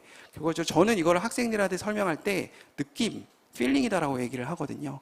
사실 지식적으로 알아도 그걸 느끼지 않으면 사실 변화가 일으킬 수가 없기 때문이죠. 그 다음에 행동적 영역은 역시 느끼는 거에서 끝나서는 안 된다. 실천이 있어야 변화할 수 있잖아요. 그런 의미에서 세계시민교육은 학생들이 이제 학습자가 책임감 있게 행동하고 뭔가 변화를 위해서 행동하는 역량을 키워줘야 된다. 이런 측면에서 이 3가지 영역을 핵심 학습 영역으로 강조를 하고 있습니다. 한국의 세계시민교육은 간략하게만 말씀드리려고 하는데, 사실 한국이 국제적으로도 세계시민교육을 선도하는 중심 국가 중에 하나로서 그 자리를 하고 있는데요. 이제 발단은 그 원인은 제가 아까 설명드린 2015년에 있었던 인천 세계교육 포럼에서 세계시민 교육을 미래교육의 이니셔티브로 강조를 했고요. 또 유네스코 아태교육원이라고 하는 그 유네스코 전문기관, 그 세계시민 교육을 담당하는 유네스코의 전문기관이 이제 한국에 있다는 것도 세계시민 교육이 이제 한국에서 굉장히 선도적인 역할을 하는데 한 중요한 역할을 담당했다고 생각해요. 그리고 제도적으로는 교육부와 이 유네스코 아태교육원에서 이제 주관해서 실시하는 세계시민교육 선도교사 프로그램이 있는데, 아마 여기 이제 이 강의를 들으시는 선생님들께서도 선도교사인 선생님들 계실 수도 있을 것 같아요. 그래서 이 선도교사 프로그램이 상당히 이제 국외적으로 소개할 때도 조금 저희가 모범적인 사례로 많이 소개를 하는데, 교육부와 시도교육청 그리고 유네스코라는 전문기관이 함께 협업을 해서 이제 진행을 하는데, 이제 17개 시도에서 4명의 중앙 선도교사를 뽑고, 중앙 선도교사가 이제 서울에서 교육을 받고 다시 본인의 시도로 돌아가서 그 다른 지역의 선도교사들이 또 있는데 그 지역의 선도교사들한테 전달 연수를 하는, 그래서 이 중앙 정부의 이니셔티브가 우리 이 전국적으로 확산될 수 있게 하는 그러한 어떤 구조적으로 시스템적으로 볼 때도 굉장히 좋은 사례로 많이 좀 소개를 하는 것 같아요. 그리고 또 유네스코 한국에서는 그 유네스코의 세계시민교육 가이드북을 이용해서 그걸 우리 대한민국의 맥락에 맞추어서 우리 교육과정에 맞춰서 이제 자체적인 세계시민교육 가이드북을 발간하기도 했습니다. 이렇게 이런 노력들이 이제 이어지고 있고, 그래서 한국이 굉장히 선도적인 노력을 하고 있다. 제주에서는요, 이제 제주국제개발협력센터라는 이 전문기관에서 이제 세계시민교육 강사를 양성해서 학교로 파견을 하는 그런 사업을 이제 오랫동안 지속을 해오다가 이제 최근에는 이제 이제 유니타르 제주국제연수센터라고 하는 전문기관이 있고요. 또 제주국제평화센터에서 이제 세계시민교육 또 뭐 평화교육 프로그램을 진행을 하고 있고요.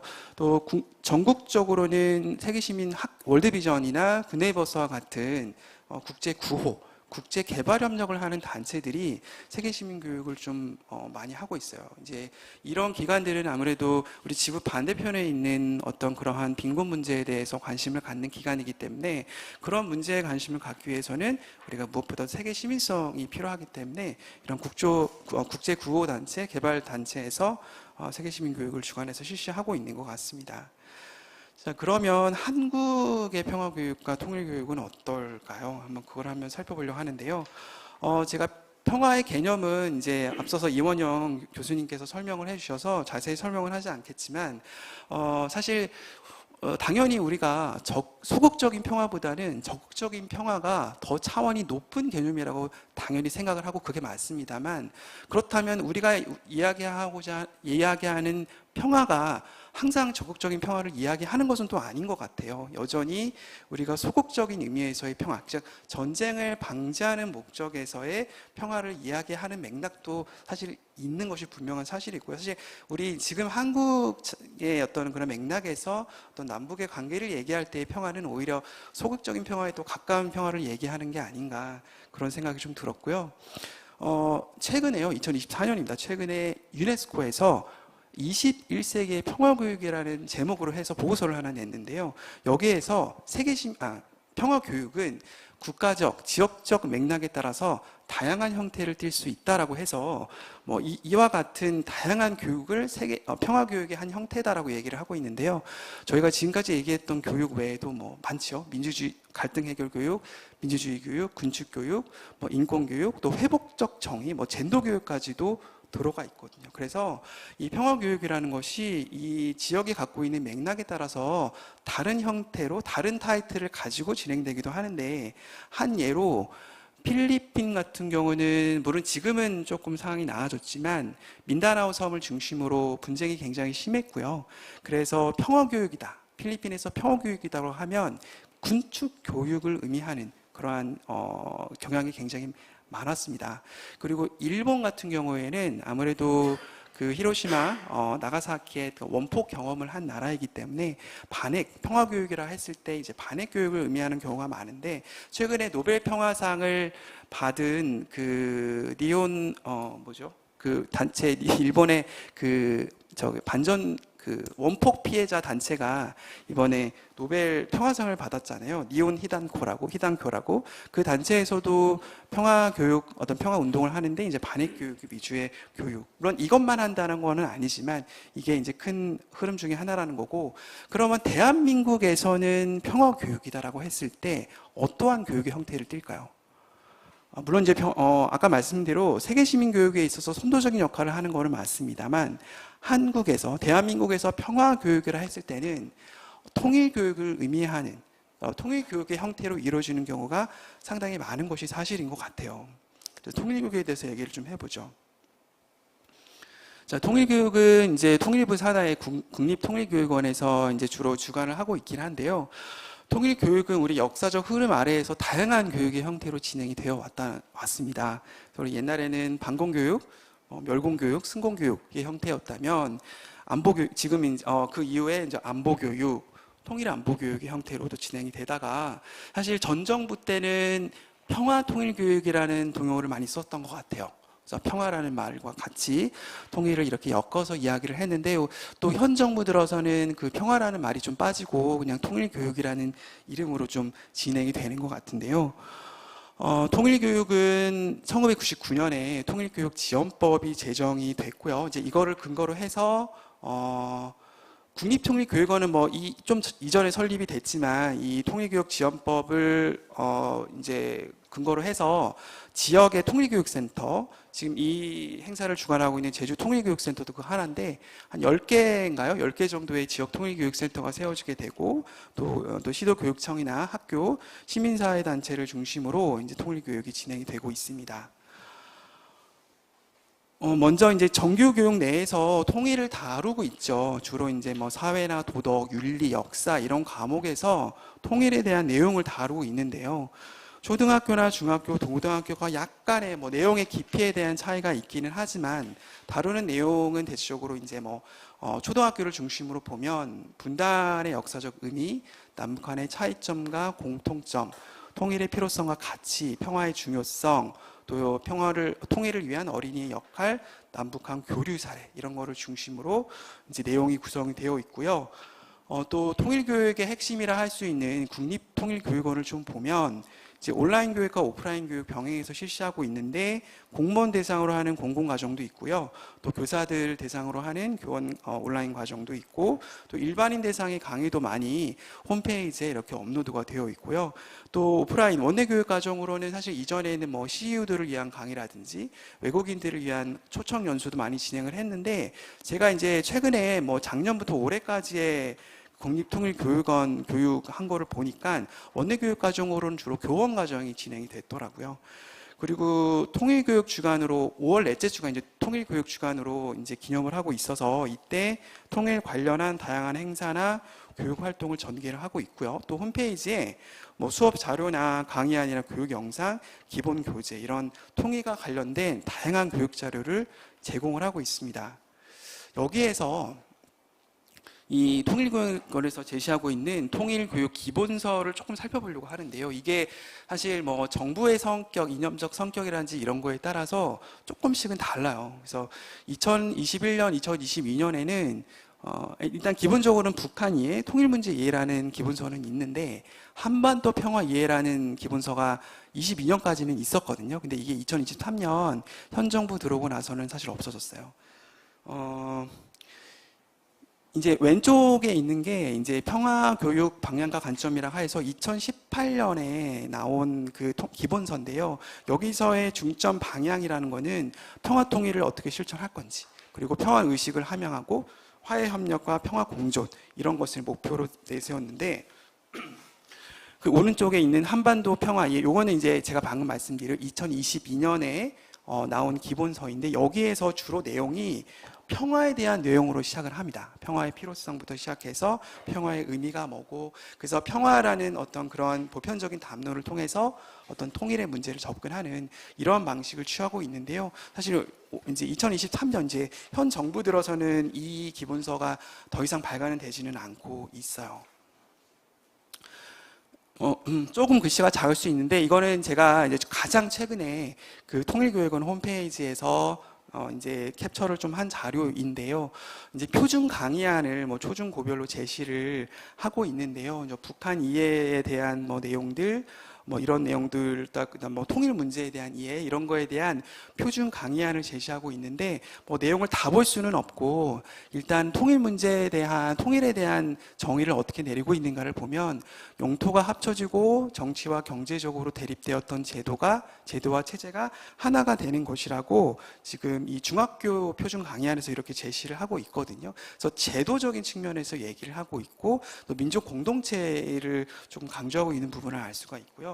그 다음에 또 지금 이제 이거는 고등학교 통일 문제 이해 표준 강의안에서 좀 이제 갖고 와봤는데 좀 글씨가 작을 수는 있습니다만은 어쨌든 이것이 이제 정부 기관이기 때문에 현재 정부에서 추진하는 대북 정책 어떤 그런 거를 전달하는 역할도 사실 하겠죠. 그런 차원에서 보면은 이제 3D 정책이나 보면은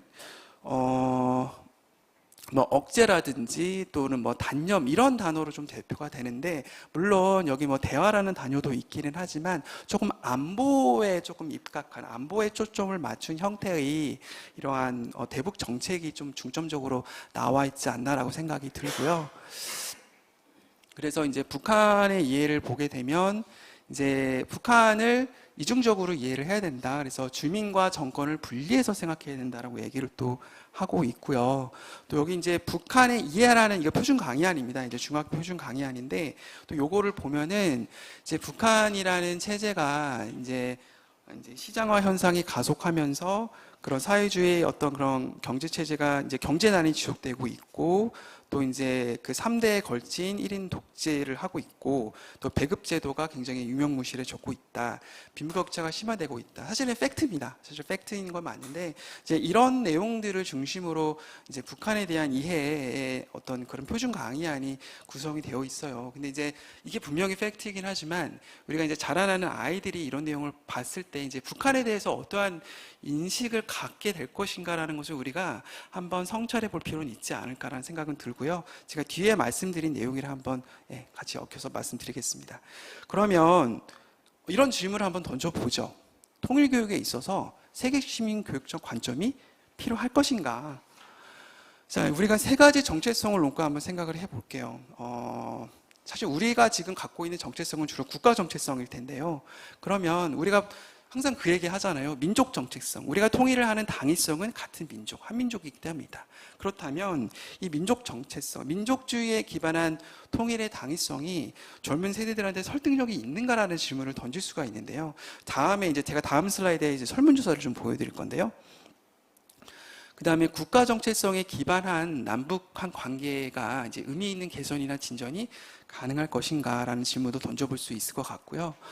또 세계 시민성에 입각한 상호 연결성, 또 어떤 지역과 세계에 대한 열린 시각, 뭐 공동체성, 이러한 보편적 가치의 추구가 미래 세대의 남북한 인식에 어떤 영향을 줄 수 있을 것인가라는 질문을 한번, 이 질문에 대해서 생각을 해보고 성찰을 해봐야 되지 않을까라는 생각이 들었습니다.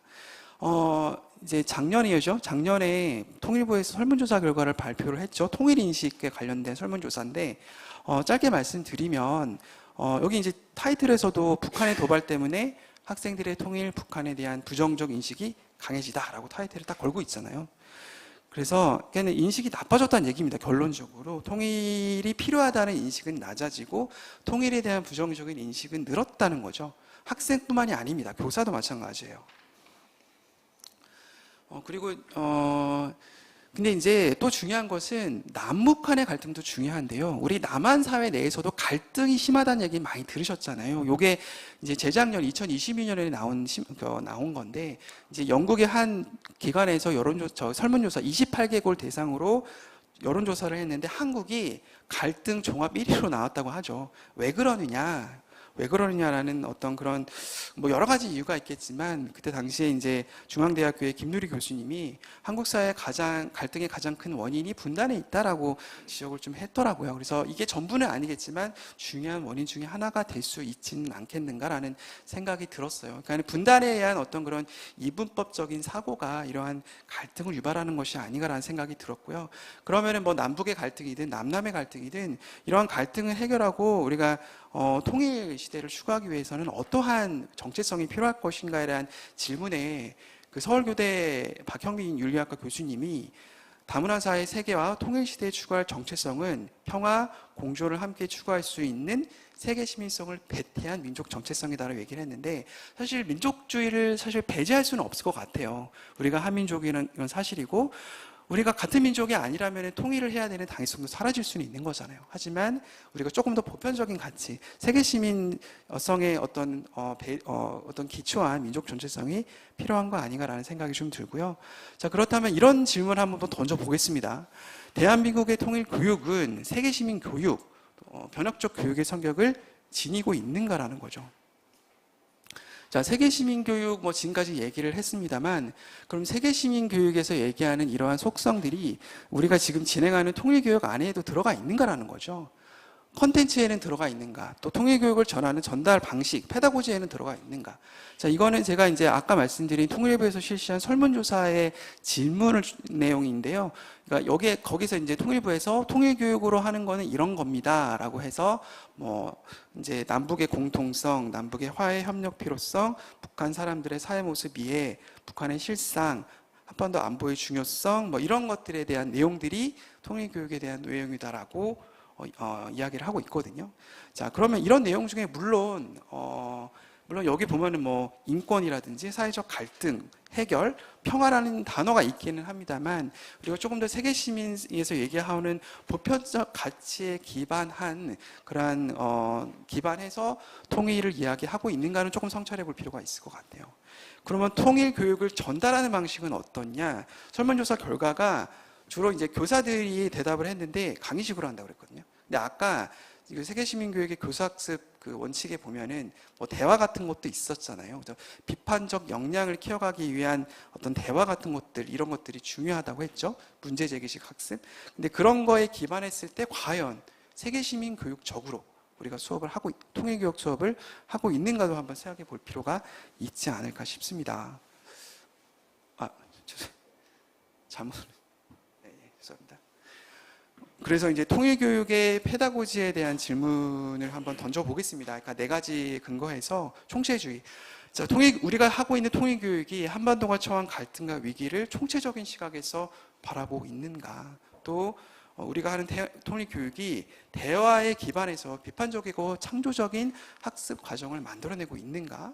또 가치. 우리가 이런 보편적인 가치를 이제 어떤 길러주는 교육으로 진행되고 있는가, 또 비판적인 영향을 키워주는 교육으로 진행이 되고 있는가라는 거죠. 여기에 저는 하나를 얹어서 이제 더불어 살아가기 위한 학습.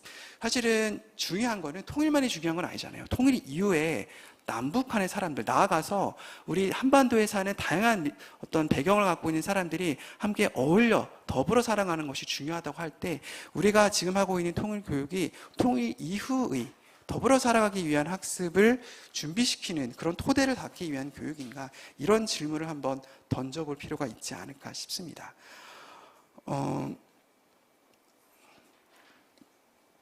사실은 이제 통일교육원이 이제 그 정부의 기관이다 보니까 사실 조금 더 이제 다른 접근에서의 이제 통일교육을 시민단체에서 많이 시도를 하고 있는데요. 제가 이제 3개 정도의 기관만 소개를 하면, 이제 피스 모모라는 단체에서 이제 실시하고 있는 교육은 상당히 좀 평화교육 단체인데요. 어떤 문화예술, 여기 이제 자체 페다고지를 갖고 있어요. 그래서 뭐 문화예술에 기반한 참여적 수업을 하고 있는데, 다양한 뭐 연극, 어떤적 방식을 사용해서 몸활동을 활용한 평화교육을 진행을 하고 있는데요. 여기에서 이제 탈분단 평화교육이라는 타이틀로 통일교육을 하는데, 물론 이제 탈분단이라는 용어 자체는 피스 모모에서만 사용하는 용어는 아니긴 합니다만, 우리가 사실 통일이라는 그런 단어, 통일이라는 거에 대한 우리가 어떤 집착이 오히려 역설적이게도 통일을 이루고자 하는 목표는 평화인데, 통일을 이루고자 하는 우리의 그런 관념이 오히려 갈등을 만들어내는 것은 아닌가라는 성찰이 필요하다는 거죠. 그런 차원에서 우리가 탈분단, 사실 우리 남북이 서로 별개의 국가라면 단지 국경을 맞닿고 있다는 이유만으로 이렇게 갈등할 이유는 없잖아요. 그런 차원에서 우리가 이러한 새로운 담론이 좀 필요하다. 그래서 이런 측에서 이제 탈분단 평화교육이라는 이름으로 이제 교육을 하고 있고요. 네, 어린이 어깨동무는 이제 대북 협력이라든지 있던 인도적 지원을 이제 많이 하고 있는데, 물론 지금의 이제 그 남북 관계의 어떤 그런 그 분위기가 지금은 이제 하지 못하고 있기는 하지만, 이 어린이 어깨동무에서도 이제 남북의 어린이 청소년들이 서로 이제 알아야 된다는 거죠. 그래서 평화롭게 공존하는 미래를 상상해 보자, 그리고 만남을 준비해 보자라고 하는 거죠. 그래서 지금 제가 이제 여기서는 영상으로는 보여드리지 못하지만 뭐 이런 교육이 있어요. 이제 아이들이 이제 북한을 여행하게 하는 상상을 하는 거죠. 북한에 여행을 하고 북한을 거쳐서 세계를 여행하는 상상을 통해서 그 나라, 내가 이제 북한에 얼마나 이제 그런 아름다운 자연 환경이 있고 그러한 것 등을 상상하는 어떤 그러한 형태의 교육도 진행이 되고, 또 평화의 문제, 왜 분단이 발생했고 그거를 어떻게 극복할 것인가라는 것을 이제 토론 카드를 통해서 수업을 하기도 하고요. 예, 그다음에 그다음에 경기평화교육센터는 이제 이름이 이렇지만 이거는 민간 단체입니다. 그래서 여기도 평화교육, 통일교육을 하고 있고요. 그래서 이것도 역시 북과 사람을 이해하고 존중하자는 차원인데요. 여기서는 어쨌든 평화로운 분단이라는 것은 불가능하다고 보고 통일을 지향점으로 삼고 있긴 합니다. 하지만 그 통일을 위해서 우리가 서로 남과 북의 알아가는 과정이 필요하다는 거죠. 그래서 이런 의미에서 다양한 교육을 하는데 참여, 표현, 협동에 기반한 교육을 하는데 우리 사실 지금 여기 단묵, 젤리를 단묵이라 하고 누룽지를 가마치라고 하는 거 잘 모르잖아요. 그래서 가위바위보를 돌가위보라고 한대요. 그래서 우리가 다문화 교육이라고 해서 오히려 저기 동남아시아에 있는 국가들의 뭐 언어나 문화에 대해서는 배울 기회가 있는데 오히려 북한의 문화라든지 언어에 대해서는 배울 기회가 없는 것 같은데 이러한 국력 자료를 활용했다는 것이 좀 특징이라고 할 수 있겠고요. 그래서 이제 물론 이제 이 남북 이슈라는 굉장히 이제 민감하고 좀 여러 가지 복합적인 문제가 많이 걸려 있긴 하지만 이런 새로운 접근이 있다는 걸 좀 소개를 해드리고 싶었고요. 정리를 해 보겠습니다. 그래서 보편적 가치를 우리가 이제 기반으로 한 지속가능 발전 목표를 중심으로 한반도 및 북한 문제를 이해하고 실천하는 노력이 필요하지 않을까라고 생각이 들고요. 또 지금까지 알아본 것처럼 민족주의만으로는 사실 불완전하다. 세계 시민성의 발현이 보편적 가치와 인도주의에 기반한 새로운 방식의 한반도 문제 해결에 기여할 것이다. 이렇게 생각이 들고 그래서 세계 시민성에 기반한 평화 통일 교육의 실천이 필요하다는 말로 마무리를 하도록 하겠습니다. 네, 감사합니다. 네, 강지영 팀장님 강의 잘 들었습니다. 강사님은 지역과 국가를 세계와 연결하는 열린 시각을 강조해 주셨습니다. 그리고 유네스코 평화교육의 흐름을 통해서 편협하고 단절적인 통일교육의 한계를 극복하고 정의롭고 관용적이며 지속 가능한 발전을 위한 변혁적 교육이 필요하다는 강조에 공감이 갑니다. 또한 총체주의, 대화, 가치, 비판적 역량 등의 세계 시민교육, 교수학습 원칙 및 인지적 또는 사회정서적, 행동적 핵심 학습 영역을 제시해 주셔서 학교 현장에서 교육과정과 연계한 수업에 많이 도움이 될 것 같습니다. 그리고 세계시민교육 선도교사제를 소개해 주셨는데 상당히 감사합니다. 이 평화교육은 인천교육청에서 굉장히 활발하게 진행이 되고 있습니다. 작년인가 인천교육청에서 평화교육을 연구하기 위해서 제주를 찾았었는데 제주의 4.3 평화 인권교육이 무척 잘 되고 있다는 소문에 한번 이제 자문을 구하러 왔다고 해서 저희 4.3 평화 인권교육 지역 역사에 기반한 평화교육도 소개를 한 적이 있습니다. 아무튼 오늘 좋은 강연을 해주신 강지영 강사님께 감사의 뜻을 담아 큰 박수로 다시 한번 부탁드리겠습니다. 네, 잠시 쉬는 시간을 가져야 되는데 선생님들의 아주 귀한 퇴근 시간을 지키기 위해서 그냥 진행하도록 하겠습니다. 이어서 학교 현장에서의 세계시민연계 통일교육 사례 발표를 통해서 학교 통일교육의 발전 방향을 모색해보는 시간을 갖도록 하겠습니다. 함덕중학교 김윤정 선생님의 사례 발표를 듣겠습니다. 김윤정 선생님은 학교 통일교육 교수학습 자료 제작은 물론 통일교육 지원단 활동하면서 제주 학생의 통일교육 활성화를 위해서 노력하고 계십니다. 큰 박수로 맞이해 주시면 감사하겠습니다. 안녕하십니까. 통일나라사랑 연수에서 발명과 발전 방안 사례 발표를 맡은 함덕중학교 교사 김윤정입니다. 저는 학교 현장에서 활용 가능한 통일 나라사랑 교수학습 자료와 동아리 운영 사례에 대해 소개해 보려고 합니다. 학교 현장에서 통일 교육을 하려면 선생님들께서 어려움이 많다는 것을 알기에 이번 발표에서 학생들의 관심과 수준을 고려해서 현장에서 선생님들께서 재구성할 수 있도록 중학생 수준의 교수학습 자료를 소개하는 시간을 가지고 저희 학교의 통일 동아리 운영 사례도 공유해 보려고 합니다.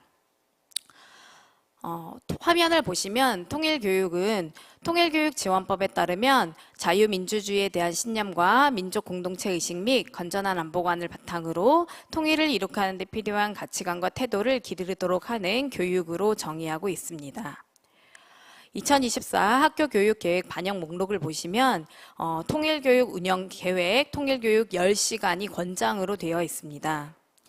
따라서 학교 현장에서는 일반적으로 창의적 체험활동의 자율활동으로 통일교육을 운영하고 도덕 및 사회교과 등 교과 연계 내용 요소로 통일교육을 진행하셨을 거라 생각이 듭니다. 통일교육의 현실을 한번 살펴보겠습니다. 2023년 학교 통일교육 실태조사 결과 보고서에 의하면 2021년 이후 학생들의 통일에 대한 관심도는 지속적으로 하락하는 추세를 보이고 있고, 선생님들께서는 학교 통일교육의 실행이 어려운 이유로 교육 자료 부족을 가장 높게 꼽으셨습니다. 현장에서 창의적 체험활동 내용을 준비할 때 교육 자료를 만드시는 것이 가장 어렵다는 것에 대해 많은 선생님들께서 공감하시라고 봅니다.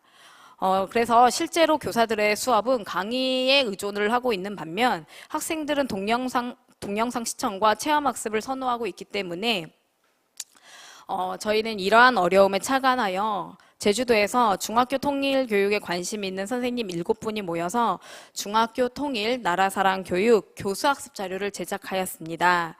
제목은 평화의 땅 제주 통일의 씨앗으로 나라사랑 꽃피우다입니다. 평화의 땅 제주에서 통일의 씨앗을 키워 학생들이 나라사랑의 자세를 지니며 긍정적인 통일의 주역이 되길 바라는 마음에서 제목을 이렇게 정했습니다. 저희가 교수학습 자료를 개발한 이유로는 첫 번째, 제주 지역에 알맞은 통일 나라사랑을 주제로 한 현장 체험지 소개 및 교수학습 자료의 개발로 체험 중심의 통일 나라사랑 교육 활동을 지원하고자 하였습니다. 두 번째로는 평화 인권 교육 자료를 통해서 통일의 방향이 궁극적으로는 적극적 평화의 실현을 위한 것임을 알고 세계 평화의 섬 제주를 하나의 모델이자 통일 및 나라 사랑의 실천 자료로 제시하고자 하였습니다. 함께 목차를 보시겠습니다. 글씨가 좀 작은데요.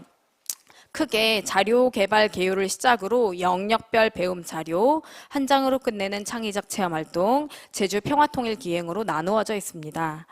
영역별 배움 자료에는 1장 통일로 가는 길, 2장 나라 사랑의 길, 3장 평화 인권의 길로 나누어 수업과 창의적 체험활동에 활용 가능한 내용이 있으며, 영역별 배움 자료 주제와 세트로 연결되는 한 장으로 끝내는 창의적 체험활동은 교사용, 학생용으로 나누어서 창의적 체험활동 시간에 바로 활용할 수 있도록 활동지를 담았습니다. 그리고 제주 평화통일 기행에는 현장 체험 활동을 통해서 현장 체험지에서 할 수 있는 통일 나라사랑 자료를 담았습니다. 먼저 영역별 배움 자료 세부 내용입니다. 교실 안에서 활용 가능한 통일 나라사랑 교육, 교수학습 자료들이 담겨 있습니다.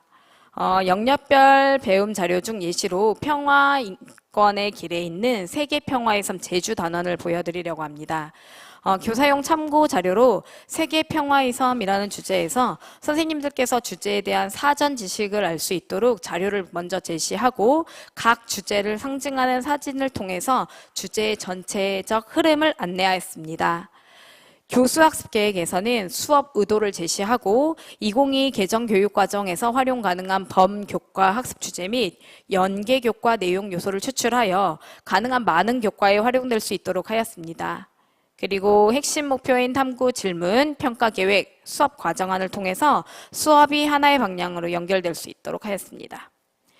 수업 과정 안에는 교수학습 자료와 활동 팁을 기재하여서 선생님들이 수업에 바로 활용할 수 있도록 하였고, 교과 간 연계와 배움 자료들을 영상, 사진 자료, 읽기 자료를 통해서 학생들이 수행할 수 있는 활동지를 제공해 구성하였습니다. 한 장으로 끝내는 통일 나라 사랑 교육입니다.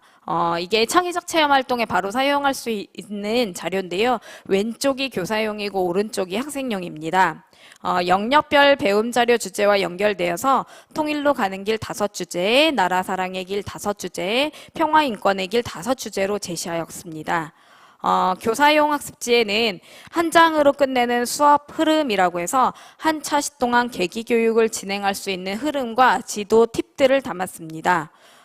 그래서 선생님들이 빠르게 보시면 수업 흐름을 캐치하시고 바로 수업 팁을 적용하셔서 수업에 들어가실 수 있도록 준비를 하였고, 학생용 활동지는 정답을 안 보이게 해가지고 바로 다운받아서 복사해서 쓸 수 있도록 하였습니다.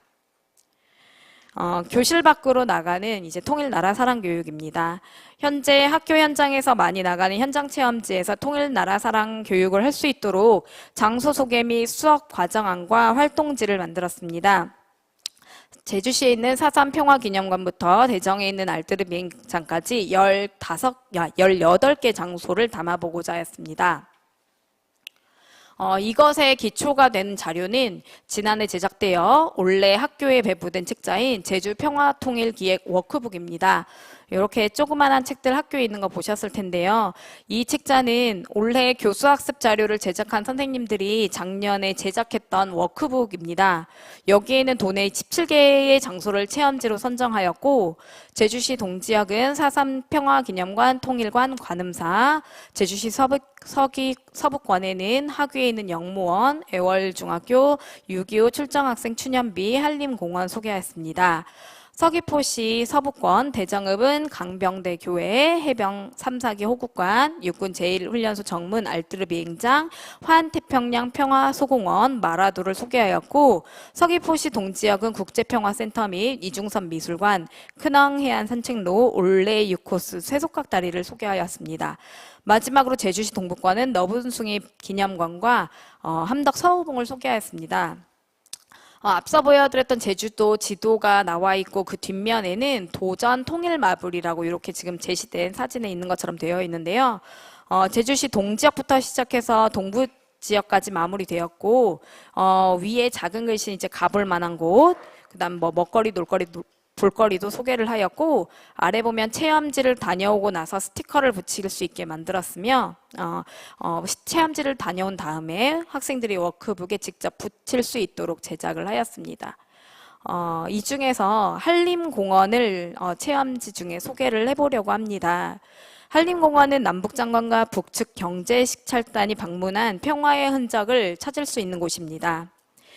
그래서 한림공원에 대한 장소 소개를 통해서 한림공원이 어떻게 평화의 가치와 연결되는지 설명을 하였고, 체험 정보 안내를 통해서 이제 교통 정보, 관람 정보, 주차 정보, 그리고 적전 인원과 예상 소요 시간도 같이 안내를 하였습니다.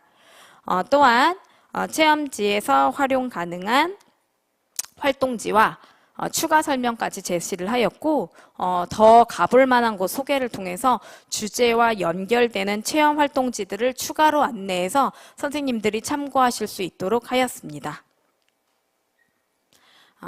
마지막으로는 저희 학교에서 평화동아리 운영 사례를 한번 소개해 보려고 합니다. 저희는 피스라는 동아리로 평화를 주제로 한 동아리입니다. 평화에는 국가 안보적인 소극적 평화도 있지만 적극적 평화의 가치 또한 함께 배워 나가고자 하고 있습니다. 저희는 동아리 학생들과 5월에 통일영먼 청소년 한마당 축제에서 부스 운영을 하면서 도내 학생들에게 평화의 가치를 알렸습니다. 그래서 제주에서 시작하는 평화 테라리움 만들기 부스 운영을 하면서 대회 참가한 학생들에게 평화의 가치를 알렸고, 학교 동아리 활동 시간에는 학교 근처 습지인 동백 동산과 김영 청굴물 답사를 통해서 생태 평화의 가치도 함께 배워 나갔습니다. 5월 넷째 주 통일교육 주간에는 지금 맨 오른쪽 위에 보시면 이제 롤림판이 있는데요. 이제 결의말 맞추기 게임을 전교생을 대상으로 실시해서 남북한의 다른 모습을 조금이나마 이해하고 많은 학생들이 통일에 대한 관심을 갖도록 노력하였습니다. 다음으로는 지난 10월 31일부터 11월 2일까지 2박 3일 동안 있었던 2024년 사제동행 통일 나라사랑 현장 체험 학습의 모습입니다. 저는 원래 2년째 통일 동아리를 운영하고 있고 지난해부터 동아리 학생들과 함께 이제 현장 체험 학습에 참여하고 있는데요. 그래서 2년 연속 철원에서 분단의 현장과 DMZ를 볼 수 있는 아주 좋은 기회를 갖게 되었습니다.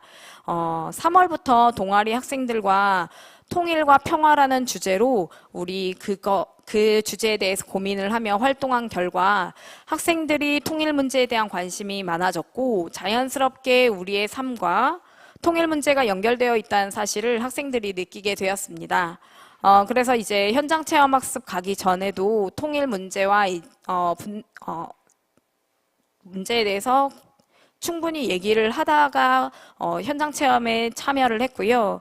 그래서 현장 체험 학습 기간 동안 실제 38선을 보면서 38선과 군사 분계선의 차이도 배우고 눈앞에서 보이는 북한을 마음대로 갈 수 없다는 사실에 분단의 아픔을 두 눈으로 느끼기도 했으며 통일 문제에 대해서 진지한 이야기도 나눌 수 있었습니다.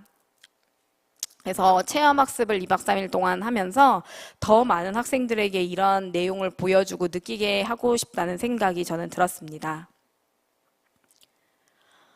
마지막으로 통일의 미래를 꿈꾸다입니다. 왼쪽에 있는 사진은 독일의 베를린 장벽 조각입니다. 뒷면은 브란덴부르크 문 엽서가 있는데요. 브란덴부르크 문 앞에 베를린 장벽이 있었습니다. 그것을 부숴서 그 조각을 나눠서 이제 기념품으로 판매를 하고 있는 건데요. 저는 이거를 보면서 지난번 체험학습에서 한탄강에 물을 떠오던 우리 동아리 학생들의 모습이 떠올랐습니다. 그래서 통일 이후에는 DMZ나 분단의 흔적들이 또 다른 관광 자원이 될 것이라 기대하면서 우리 앞으로 학생들은 통일 이후의 글로벌 사회 속에서 한반도의 역할은 무엇인지, 통일 이후의 나의 삶의 변화는 무엇인지, 이러한 질문을 통해서 통일 이후의 미래를 상상한다면 학생들에게 통일에 대한 긍정적 그림을 그릴 수 있지 않을까라는 생각을 해보았습니다. 마지막으로 제주의 아이들이 세계 시민이 되길 기대하며 세계 시민이란 전 세계의 평화와 발전을 생각하며 지구촌의 일원으로서 책임감을 가진 사람이라고 합니다. 이제 통일을 위해 우리에게 필요한 것은 세계 시민 의식과 비판적 사고와 문제 해결 능력, 평화와 협력의 가치라고 생각합니다. 학교에서의 통일 교육을 통해서 통일 문제가 세계의 도덕 문제에 해당이 되고 학생들이 이에 대한 문제 해결 능력과 평화와 협력의 가치를 키울 수 있도록 그래서 세계 시민으로 성장할 수 있도록 이번 통일 나라사랑 교수학습 자료가 학교 현장에 계신 선생님들께 실질적으로 도움이 되길 바랍니다. 이상으로 발표를 마치겠습니다. 감사합니다. 네, 김윤정 선생님 너무 마지막까지 수고 많이 하셨습니다. 학교 통일 교육의 현실을 잘 짚어주셨고요. 그리고 통일 나라사랑 교수학습 자료 그 제작 내용을 소상하게 들을 수 있었습니다. 정말 세심하게 공들여 만든 자료라서 선생님들이 이 교재로 학교 현장에서 수업이나 또는 체험학습을 할 때 아주 많은 도움이 되리라고 생각이 듭니다. 또한 우리 아이들이 통일 감수성을 잘 기를 수 있을 것 같습니다. 좋은 사례 발표를 해주신 김윤정 선생님께 격려와 응원의 큰 박수 다시 한번 부탁드리겠습니다.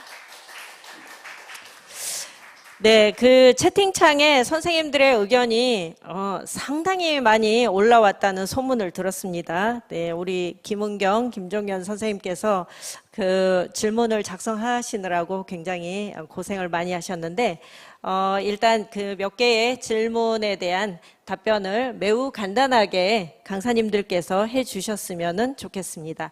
일단 이원영 이사님께 질문 드리겠습니다.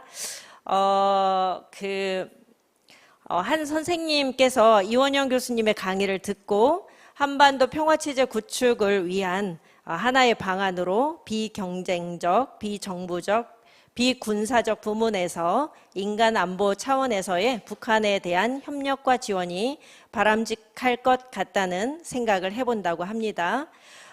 교류 협력 차원의 평화 프로세스 구축을 위해서 SDGs가 중요한 역할을 할 수 있을 것이라는 발표를 굉장히 인상 깊게 들었는데요. 남북의 협력이 정치 군사적 영역에 영향을 많이 받을 수밖에 없다고 생각하는데 적대적 두 국가 선언을 한 현재 상황에서 평화 구축을 위해 우선적으로 협력해 나가야 할 SDGs의 영역은 무엇이라고 생각하는지 굉장히 궁금하다고 합니다. 네, 답변 부탁드립니다. 예, 사실 뭐 저라고 뾰족하게 지금 질문하신 거에 대한 정답을 알고 있다라고 생각할 수는 없을 것 같습니다. 사실 정말 답답한 게 꽉 막혀 있는 남북 관계에 요만큼이라도 어쨌든 새로운 루트를 좀 찾아보자. 사실 이런 답답함이 훨씬 더 좀 컸던 건데요. 그러면 이 루트를 찾기 위해서는 이 연결 채널이 되려면 첫 번째는 상대방이 원하는 거여야 되잖아요. 그런데 북한이 가장 원하는 거는 일방적으로 도와주고 그냥 그것으로 끝, 간섭 안 하는 거. 한번 도와주고 아무 간섭도 안 하는 거. 사실은 북한이 제일 원하는 건 이런 건데 그게 국제적인 규범상으로는 불가능한 얘기입니다. 그런데 과거에 보면 북한은 국제기구가 그러는 부분에 대해서는 그래 뭐 와서 니네가 그럼 확인도 하고 해. 그런데 대한민국이 도와줬을 때 니네 하지 마. 굉장히 좀 뭐랄까요, 약간 신경질적인 반응을 보였던 게 사실이거든요. 그러니까 이런 것까지 다 감안하면서 어떻게 우리가 그 협력의 새로운 길을 좀 요만큼이라도 찾아볼까 이런 건데 저는 일단 현실적으로 가장 북한이 원하는 거는 2번에 해당되는 기아 종식이라고 생각을 합니다. 그러면 대한민국의 이름으로 북한을 도와주겠다. 그럼 안 받죠, 지금은. 그런데 국제기구를 통한 지원, 대한민국이 국제기구에 진출한 부분이 굉장히 꽤 많기 때문에 저는 그러니까 일방적으로 북한을 도와주는 것이 첫 번째 좀 필요하다는 거죠. 이걸 흔히 얘기해서 학문적으로 뭐라고 그러냐면 인도주의적 지원 이렇게 얘기를 하죠. 그게 기아의 문제가 있죠. 그다음에 전염병과 같은 의료 영역이 또 있을 수 있다 이렇게 좀 생각을 하고요. 이 경우에는 꼭 대한민국의 이름을 고집 안 하더라도 일단 국제기구와 북한이 접촉할 수 있는 루트를 만들어주는 그런 중간 역할을 우리가 할 수 있었으면 좋겠다. 첫 번째는 좀 이런 생각이 들었고요. 두 번째로는 남북이 직접적으로 관련이 있는 부분이 대표적인 게 이제 임진강과 한강, 그다음 북쪽에 있는 강 이렇게 그 연결돼 있는 수계 관리 문제입니다. 일단 첫 번째 홍수 관리라고 한 측면에서 이게 좀 굉장히 좀 중요하죠. 그러니까 이쪽과 그 다음에 이 산림 쭉 이 태백산맥으로 연결되어 있는 산림에 대한 관리 문제인데 이런 걸 위해서는 첫 번째 사실은 공동조사가 필요합니다. 남북이 함께. 그래서 공동조사를 해서 뭘 어떻게 미리미리 예방하는 조치를 할 수 있을까. 사실 이것도 남북이 야 우리 둘이 한번 해보자 어려운 얘기죠. 북한이 쉽사리 오케이 할 거라고 생각하지 않습니다. 저도. 다만 이 경우에도 국제기구의 협력을 어떻게든 국제기구를 통해서 국제기구를 잘 활용해서 국제기구를 끼워 넣고 남북이 함께 협력할 수 있는 방안을 어떻게든 좀 찾아봐야 되겠다. 이게 정말 답답한 건 이거 하면 남과 북이 둘 다 이제 이익이 있을 것 같은데 어쨌든 이걸 하려면은 정치 군사적인 영역에서의 허락이 필요한데 정치 군사적 영역에 있는 사람들은 남쪽이 됐든 북쪽이 됐든 유엔사가 됐든 셈법들이 좀 복잡하다고 해야 될까요? 오히려 아니면 반대로 역설적으로 굉장히 단순하다고 해야 될까요? 누구에게 이익이지? 이 셈법이 훨씬 강해서 이게 쉽게 뚫릴 수 있는 영역은 전 아니라고 생각을 합니다만 그럼에도 불구하고 어떻게든 길을 찾는 노력을 좀 해야 되겠다. 가장 그래도 남북이 실제로 이거 해야 우리가 다 피해를 줄이지 할 수 있는 합의 가능한 영역이 이런 부분들이 있지 않을까 좀 이런 생각을 해봤고요. 그 이외에도 사실은 우리가 정말로 의지를 가지고 찾으면 다양한 영역을 우리가 아이디어를 내보고 할 수 있을 것 같은데 중요한 건 우리의 의지라고 한 측면이 들고요. 또 하나 중요하다고 생각했던 건 북미 관계의 변화, 트럼프 대통령이 기왕이 당선됐으니까 어떻게 될지는 모르겠는데요. 북미 관계에 어떤 변화가 왔을 때 우리가 언제든지 그 북미 관계의 변화를 적극적으로 활용할 수 있는 그 준비가 지금 정말 절실하게 필요한 때가 아니냐. 그리고 끝으로 정말 제가 좀 강조하고 싶은 건 정말 북한이 원하는 것은 적대적 두 국가 관계 아니라 적대적이라는 건 현상에 대한 평가이고 사실은 두 국가 관계다 남쪽하고 북쪽 따로따로 살자 이 측면이 저는 좀 강하다라는 생각이 드는데 이것 역시 정치적으로는 우리가 아이디어를 가지고 잘 활용할 필요가 좀 있겠다 이런 생각을 좀 해봤습니다. 예, 이상입니다. 네, 이사님 감사합니다. 우리 강지영 팀장님께는 두 가지의 질문이 있는데요. 일단 학교 현장에서 세계 시민 통일 평화 교육을 하다 보면 특히 우리 제주의 이야기, 제주의 난민 등을 다루는 것이 굉장히 어려울 때가 있다고 합니다. 시민사회단체에서 현재 직면하는 다양한 문제를 다루고 계신 입장에서 학교 현장 속 어려움을 겪고 있는 선생님들에게 조언을 부탁드린다는 질문이 하나 있었고요. 또 하나는 일단 실질적인 내용을 알려주셔서 생각할 거리가 굉장히 많았다고 감사하다고 선생님께서 써주셨습니다. 그리고 제주에서 활동하고 계신데 세계 시민교육과 통일교육을 아우를 수 있는 제주의 글로컬 요소나 수업 주제는 어떤 것이 있는지 경험을 함께 나누어 달라고 합니다. 우리 팀장님 답변 부탁드리겠습니다. 네.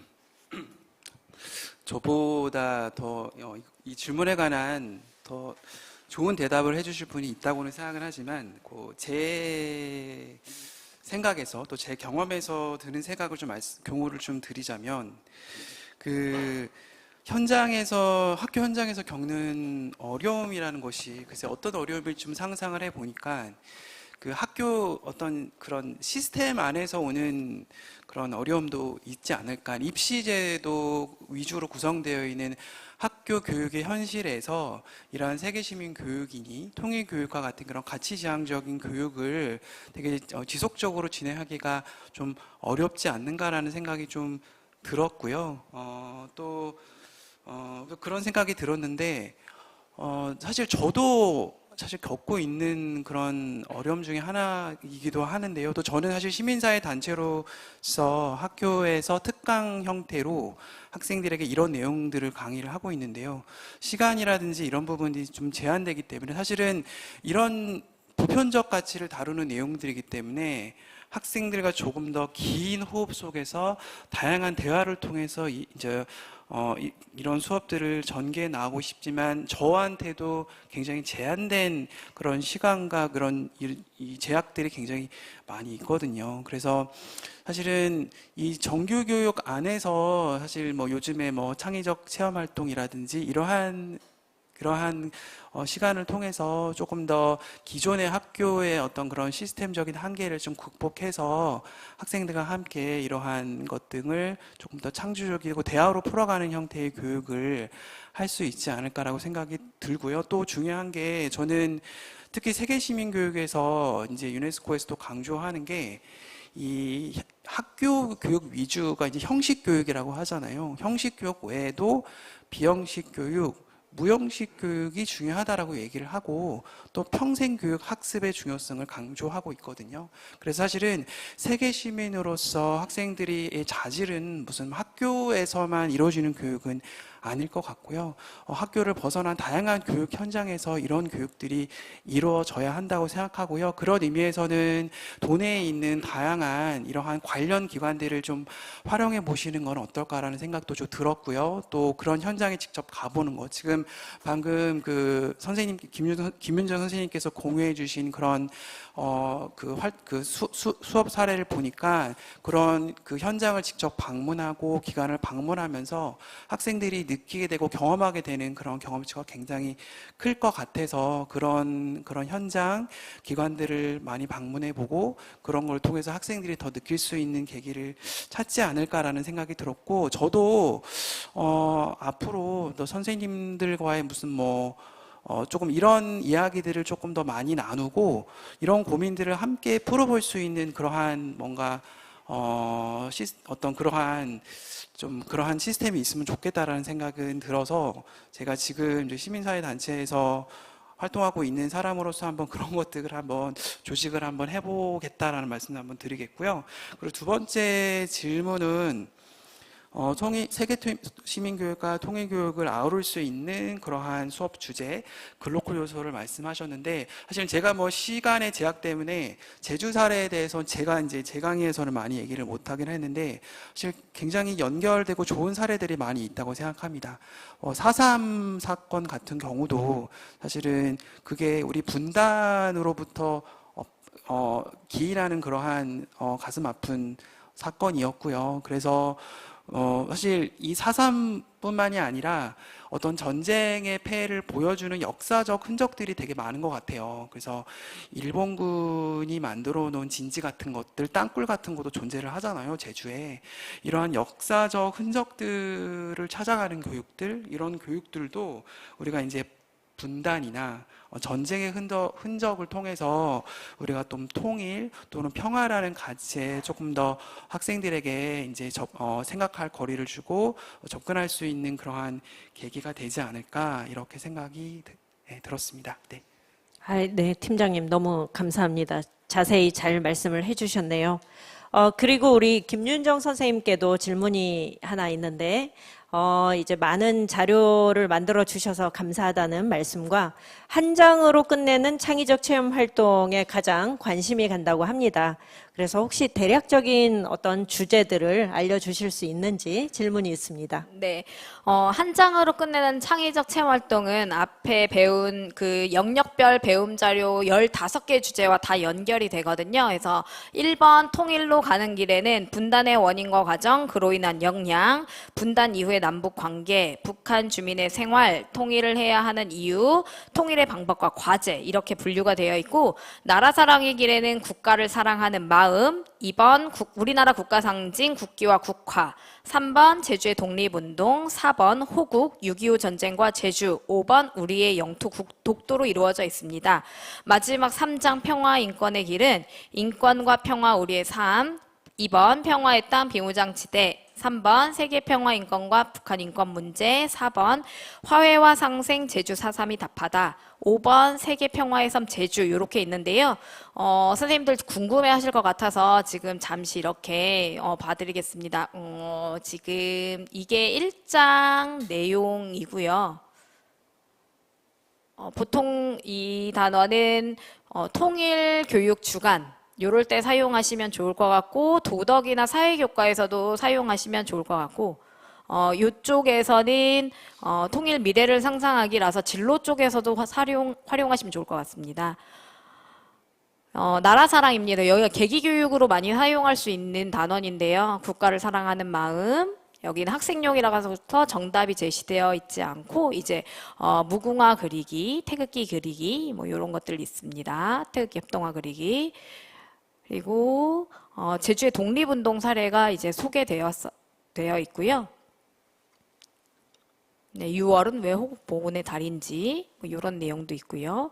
이제 독도 교육도 이제 하려면 이제 자료를 찾기가 힘든데, 이제 저희가 독도도 정리를 잘 해두셔서 선생님들이 이거 한 장만 다운 받으시면 될 것 같습니다. 아마 3월에 이제 제작이 돼서 교육청 홈페이지에 올라가지 않을까 싶은데요. 그래서 이런 식으로 선생님들 바로 다운해서 쓰시고, QR 코드도 제시해 두었으니까 바로 연결해서 쓰시면 되겠습니다. 그래서 선생님들 많은 활용을 해 주셨으면 하는 바람입니다.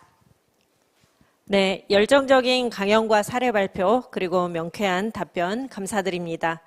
늦은 시간까지 진지하게 2024년 세계시민연계 통일 나라사랑교육 연수에 참여해 주셔서 감사드립니다. 오늘 연수는 동영상으로 교육청 유튜브 채널 등을 통해 게시될 예정입니다. 계속해서 많은 관심 부탁드립니다. 그럼 이상으로 2024년 세계시민연계 통일 나라사랑교육 연수를 모두 마치겠습니다. 감사합니다.